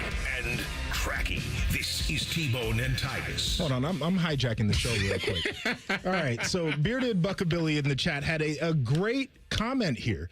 And Tyvus and I were talking about this. So you've got a bunch of phone numbers memorized. Yeah. I do too. Dylan, I'm sure that you have some phone numbers that are committed to memory. Yes, the essential ones, like my family members. How many phone numbers do you think your daughter knows off the top of her head? She knows her mother's, and that's it. Okay. See, this my daughter is knows her crazy to me. That's it. So if the kids got stranded in the middle of nowhere, learn all these numbers though? When I was a youngster, listen, when I went to school, I don't know how it was for everybody else, but you had your mother and father's full name, you should know. Yes. Your address, you should know. Yep. You should know their phone numbers. I think there are a lot of kids that go into school and they'd be like, oh, like, what's your mom and dad's name? Mom and dad. Like, they don't know their address. They don't, because all this stuff is it's in there. What age are you talking about? I'm talking about like a 6-year-old. I doubt it. What do you mean? I doubt it. I don't think that's true. I think that there are a lot I of don't think people that's true. who have given their 6-year-old one of these and just press dad. My mom worked in elementary school. You'd be surprised at the technology these kids come into school with. They got cell phones? Yes. 6? Yes. I bet you they don't know a damn phone number, not one. So you get lost. And you got a pay phone, which they'd be like, what is a quarter? Okay. What is a quarter? They don't have because do they have pay phones? all the currency is digital now. They wouldn't even know how to dial. Yeah, well. I seen a thing the other day on Instagram where the guy was asking people how to read a watch, and they couldn't do it. See? These grown people. This I thought it was, they got to be trolling. So troubling to me. They got to be trolling. All right, we can get back on track. We got a game show. Dylan has a game show for us. Explain it, because I don't know exactly what's going on. All right, so this is kind of going to be like a verbal charade. So I set Tyvis first. A list of 5 of your guys' former teammates. You're going to describe this person to Joshua without saying their name. He needs to tell you who they are. Okay. All right. How much time he get? They're going to get the timer up here. Got a 30-second timer to get all 5. Man, right. It's going to be his. You let me know when you're ready, Joshua. Ready. All right. Wide receiver, fastest that we've probably played with. Young guy. He was very young. Paris Campbell. Bang. All right. This guy played on the O-line. Billy Price. No. Jacoby Bourne. No. Taylor Decker. Yes. This guy was one of my roommates. Also played Armani Reeves. No, he played the O-line. Oh, Pat Elfline. Got it. All right. This guy was a captain on our team, tight end. Jeff Hireman. All right. This last guy looks like we called him Paul Walker. Oh, Played DN. Who do we call Paul Walker? He looked like Paul Walker to us for some odd reason. DN, Cincinnati guy. Oh, that's Sam Hubbard. There we go. 4 out of 5 ain't bad. All right, Joshua, I sent you a list of 5 to describe to Tyvis. Oh, man. We'll see if he can get all 5. Tyvis, you ready? Yep, let's do it. Here we go. All right, Middletown High School. Wide receiver. Jalen Marshall. Okay, Pinhead. Pinhead? Young wide receiver when we were there. Making big money now. Commanders. Terry McLaurin. Okay, Buzz Lightyear, offensive line. Billy? Yes. DeSoto. DeSoto? Wide receiver. Fast guy. Dontre Wilson. Yes, and then Slant Boy. Michael Thomas. Hey, man, I'll be honest with y'all. Y'all missed some of the greatest rivalry in practice. Michael Thomas versus Eli Apple is the funniest beef ever to me. I mean, them two used to go at it all the time. And credit to Eli, because he never backed down from Mike at all. But them two, like, it was hilarious. And I say this to Tyvis, and he doesn't agree. Mike, to me, speaks in riddles. Like, he says stuff like Yoda almost, but he was a generational smack talker. He was. All he did was run his mouth. He did. And catch the ball. So earlier we were talking about best players in the Urban Meyer era here at Ohio State, and his name was not mentioned. Do you think it should be? I feel like people sleep on him. I feel like if he played in a different era, we'd appreciate him more. Yeah, Mike Thomas became like, he was like our go-to wide receiver. And I feel like anybody that thinks when Mike became in the league when he was at Ohio State, if you thought you could see that, I think you're lying to yourself. I thought Mike had an incredibly strong work ethic. I mean, that dude worked his butt off.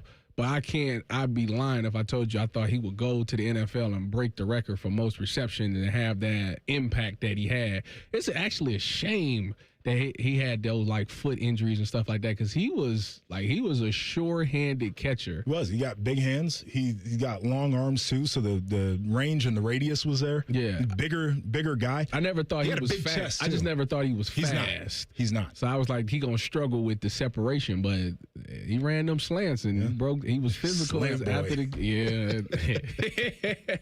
Yeah, shout out to Mike Thomas, man. When was the last time you saw Mike? I seen Mike at the Team Up North game this past year. We was both on the sideline because I was doing the tailgate show there, and he was on the sideline up there as well, and we had a nice little conversation. I didn't know he had a daughter. Saw him in December at Urban's thing. Mm-hmm. How's he doing? He's good. Yeah, he was speaking in riddles. A little bit. That's how he does. He's got a unique cadence. Mike has become like a big like spokesman for Ohio State. Like he be on Twitter all the time, like hyping them up and stuff. So it's actually good to see. I love that for him. Yeah. So we didn't get a chance to bring up the fan poll yesterday. Oh yeah. Want to make sure we do it today. Yes. What we got today? For the fan poll sponsored by JT's Pizza and Pub is bringing back Zach Rowinski the right move for the Columbus Blue Jackets. What are your guys' thoughts? I feel like I mean it is though. It is because.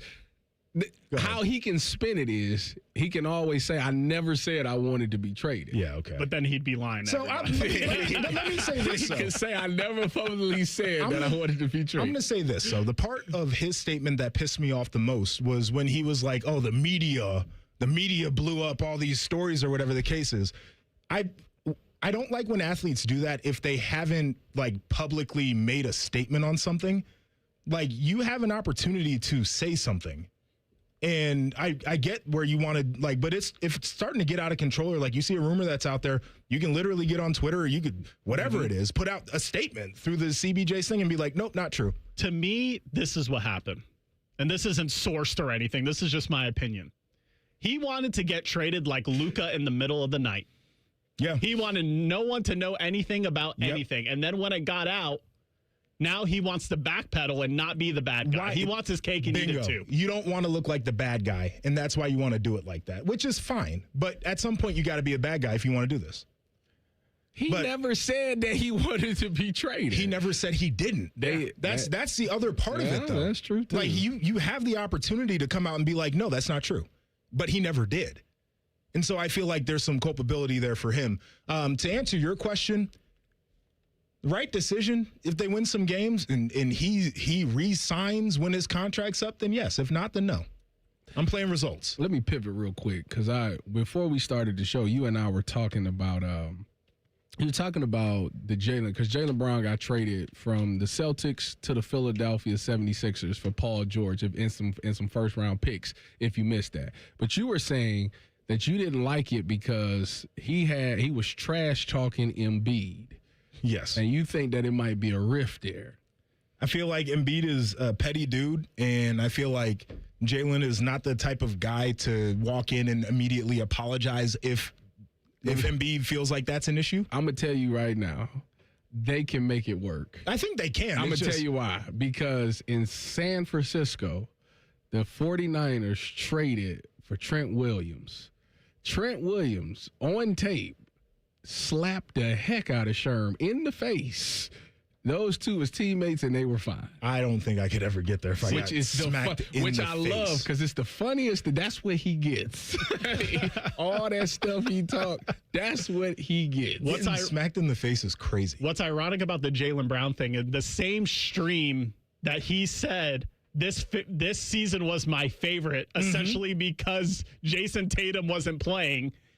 He goes ahead and calls Embiid a flopper, and now they're teammates. So he talks crap about one teammate, and people are like, oh, they can't coexist. He got to go. And he goes to the other guy he talked crap about on the same stream broadcast. All I'm going to tell you is on paper, it sound good. So you know what? They hit up LeBron after they signed Jaylen Brown. I heard. Give a stat real quick for why I think the Celtics were cool giving him away, basically? Let's hear it. So the Celtics were 90 and 36 in games where Jaylen Brown did not play.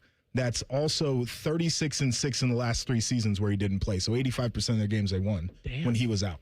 Damn. I think he was a little bit radioactive in that building, and they were ready for him to be gone. For Paul George and some peanuts? They were ready for him to be gone. They better hope they get playoff P and not pandemic P. All right, we'll hit the buzzer with Ryan Baker when we come back. This is T-Bone and Tyvus on the Fan. Fan traffic. From the Atlas Butler Plumbing Services Traffic Center. AEP Ohio is still on the scene after a car crashed into a power line up in Delaware County. It's all happening really just outside of Sunbury. Still noticing both directions of State Route 37 closed near 71. We also have that 71 southbound and that 71 northbound ramp blocked off 2 to 36. Definitely take a State Route 3 as your alternate routes to avoid the area and definitely some traffic. I'm 10 TV's Brianna Albizu with your fan traffic. Truck drivers, are you looking for a career that offers more opportunities? Find out why Schneider stands above the others. In addition to offering the widest selection of home time options, Schneider's safety focus protects drivers. From advanced safety technology on all trucks to giving drivers complete control to determine when it's safe to drive, Schneider delivers. New to trucking, Schneider offers company-paid CDL training and tuition reimbursement options to help you get started. Join a carrier that makes your safety its priority. Search driving jobs near you at SchneiderJobs.com. Getting a speeding ticket can ruin your day. But what about that cyclist or the pedestrian crossing the street? If you hit them while speeding, you'll do more than just ruin their days. That's why tickets are more than just a fine. They're a second chance. A reminder of what's on the line when you're behind the wheel. You won't get a do-over every time. So take this as your sign to follow the speed limit every drive. Speeding slows you down. Paid for by NHTSA. Hey there, Bo Bishop here. Tired of the same old routine? It's time to escape with an RV from RCD RV. Motorhomes, fifth wheels, travel trailers, they've got them all. Shop hundreds of RVs in stock today. 3 locations in Central Ohio to serve you or online anytime at rcdrv.com. From the FIFA World Cup to competitive business environments, grand ambitions lead to game-changing achievements. At Bank of America, we're there to support businesses at every step, providing insights and expertise to help you gain an edge. He shoots, he scores! What would you like the power to do? Explore winning business solutions at bofa.com/gamechangers. Bank of America, official bank of the FIFA World Cup 2026. Hey guys, 13-year NFL veteran and Super Bowl champion Jason McCourty here, and I'm an innovation ambassador at FAIR, Food Allergy and Research Education.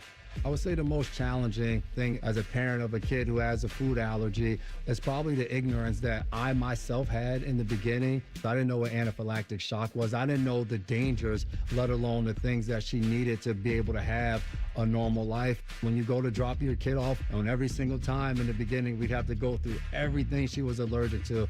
Preparation is everything. And me, for playing football for 13 years, it was all throughout the course of the week. It's getting ready for game day. When you're on the field, you're playing for your fans. At home, you're playing for your family. My playbook, read labels, keep it allergy friendly, and have an epinephrine nasal spray as a backup plan. Because when my family's safe from food allergens, that's the real victory. Visit foodallergy.org to learn more. We got a higher home appraisal after we put away our African art and family photos. Has this happened to you because of race or national origin? Contact HUD at hud.gov/fair housing. A message from HUD and the National Fair Housing Alliance. Cool cars, cool people, good tires.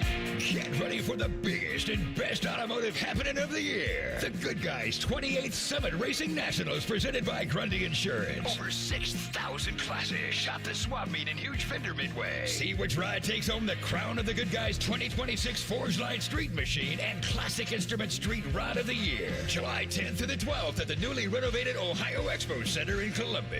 Details at good-guys.com. Common Man and Timmy. Voted America's dumbest show by Marconi voters. Common Man is a Columbus radio legend. And by legend, I mean it's a miracle he hasn't been fired yet. And Timmy is, well, Timmy will complain about anything and everything. And he kind of looks like a woman. Giggity, giggity, giggity. So there's that. Common Man and Timmy. Sponsored by Hinderer Motor Company. Weekday afternoons from 3 to 6 on The Fan. Bishop and Friends. You felt completely safe dropping your kids off. Like, my parents didn't even hesitate to drop me off at Holiday Village Mall in Great Falls, Montana for 6 hours. Bishop and Friends, sponsored by Diamond Cellar. Weekdays from 9 to noon on The Fan. The Fan Poll is sponsored by JT's Pizza and Pub, home of award-winning pizza and $2 tall boys. All day, every day.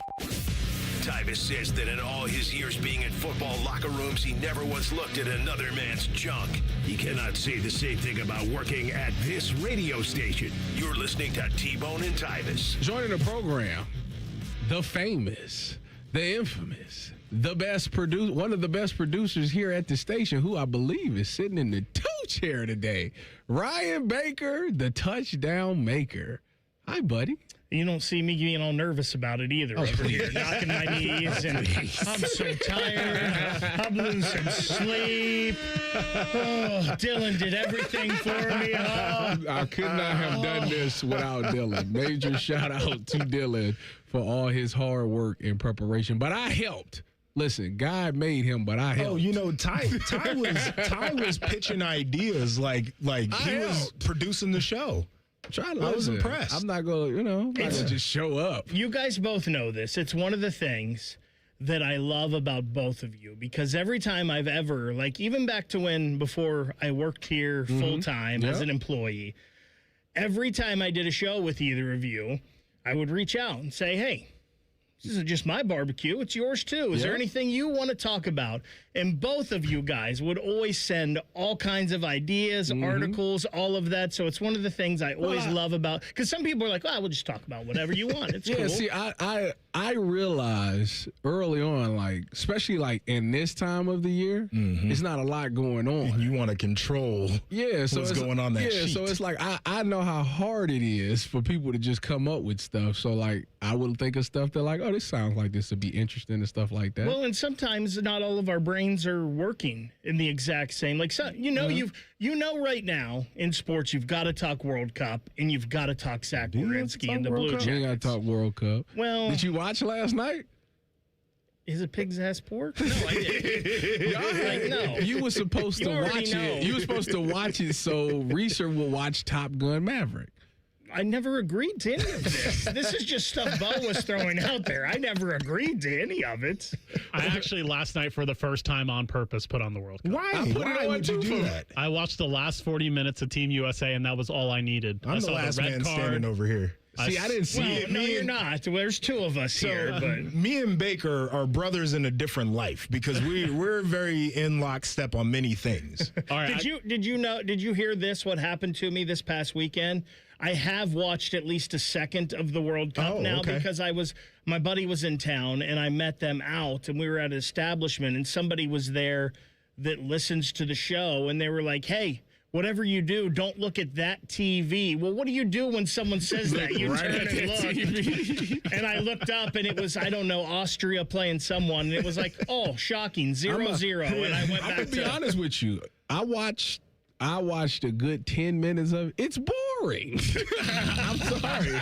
It's boring. I have a non-soccer question, though, that came from this. When the game is over and everyone's pumped for the win, you know what song they put on in the stadium? And I guess this is like the unofficial theme of this team. Country Roads. I'm out. Don't even know what we do is. It's not Freebird, but it's okay. It's all right. What, like, you're hyped up from a win and you're putting on that slow ass song? What? Which better, Now, that or camp? Which one is better? Which one you prefer? Country Roads. We definitely did not have to go there. I mean, only camp is picking camp. No, Dylan, we're gonna get a phone call this morning. Dylan, you're talking about Country Roads, and I know it's different. It's not Team USA, and it was West Virginia. But wasn't that cool when West Virginia was making their run in the College World Series, and they would all go out there and sing Country Roads to their fan? Wasn't that? It was cool for them. And you know what that made me decide? Like, Country Roads, top 5 songs that gets white people going. You put that on in the bar. I don't know. Sweet Caroline. Sweet Caroline is probably number 1. It's got to be number 1. I don't know. Mr. Brightside is number 2. Yes. Yes. Don't Stop Believing. How does this Country Road song go? Give me a little bit of melody. How it go? Country Roads, take me home. Oh yeah, I know that one. We're going to try to find it in the system, not a cappella. I know that one. I know that one. It's not in the system. I looked. That is hilarious. Bake, what you got planned for the 4th? Are you working tomorrow? No, which is really weird. I don't like that. I would rather be working so I could take a PTO day some other time when I was working and I could double dip again. Yeah. I like doing that a lot. What but you doing for the 4th? You cooking? Ain't you like a grill master? You was, you was teaching me how to do a steak. I honestly I don't really have any plans this weekend. I guess maybe I'll start getting, because next Saturday I leave for vacation, so maybe I'll start getting stuff ready for that. Me? But you taking PTO? Yeah.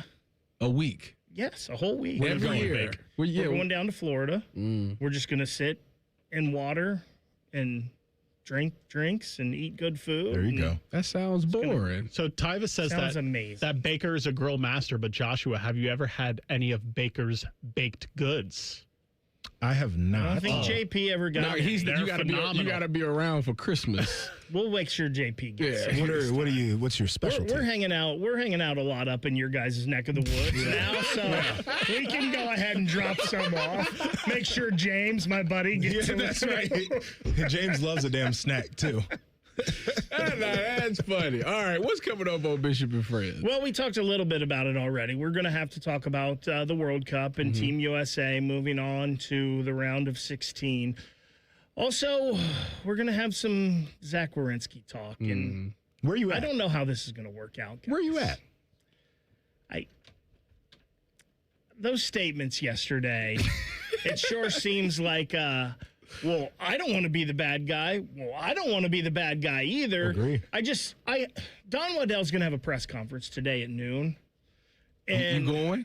Well, I don't get off of work until noon, so maybe I can jump on the Zoom part of it real quick. But I hope the first question that's asked is, does this mean Zach Werenski is signing long-term 1 year from now? That should be the first question in all of this, because that statement sure makes it seem like he wants to be here long term now. No, it sounded a little open ended to me. The terminology was vague enough where it's like they just want us to shut up. I want to be in Columbus and I want to win here is what it says. Right. That's vague though. It is so vague. That means he's signing next that's week? why the first question needs to be. I agree. Is he signing long term next July? Because I don't know. I think this is just a Band-Aid on all of this, and I'm not sure. I think we just punted this down to next year. When the no trade is a 10-team no trade, they can do what they want. Now the full court press goes to Kirill Marchenko, so that's what will be next. There's the Kirill Marchenko thing. I think is a lot of his agent putting pressure on the Blue Jackets to up their offer. Okay, I don't know if that's true or not, but it kind of seems like maybe this agent's trying to add a couple more zeros to this contract because he can sign an extension now. Yeah. Zach can't until next year. He can do it now. Well, I guess we'll see. All right, Bake. 3 big hours on Bishop and Friends coming up next. We got to hit the buzzer. Shove it down your throat. It's time for the buzzer. Sponsored by Logan AC and Heat Services. Feeling the heat? Call the experts at Logan Services now for hot deals on train systems, including 0% APR for 60 months.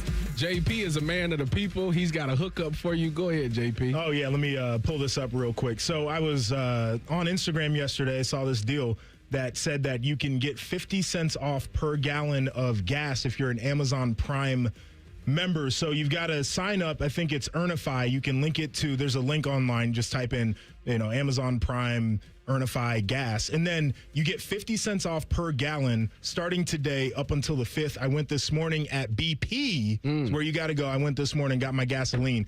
Still put like $90 in the tank, but it was definitely worth it. 50 cents off. Look at that. JP, man of the people. It's been a pleasure working with you for the past 2 days. I've enjoyed it. Everybody enjoy their 4th of July. Bone returns on Monday. We'll see y'all then. Until then, this is T-Bone and Tyvis, 97.1 The Fan. Fan traffic. From the Atlas Butler Plumbing Services Traffic Center. Lane closures are expected on that 670 westbound ramp to 62 after a disabled vehicle that we're noticing out on the roads for you. Also, not too far away in South Linden, we are still watching a fire at the IHS Metal Recycling Center. All lanes are closed in that northbound direction over by Joyce Avenue. I'm 10 TV's Brianna Albizu with your fan traffic. Have a great Thursday.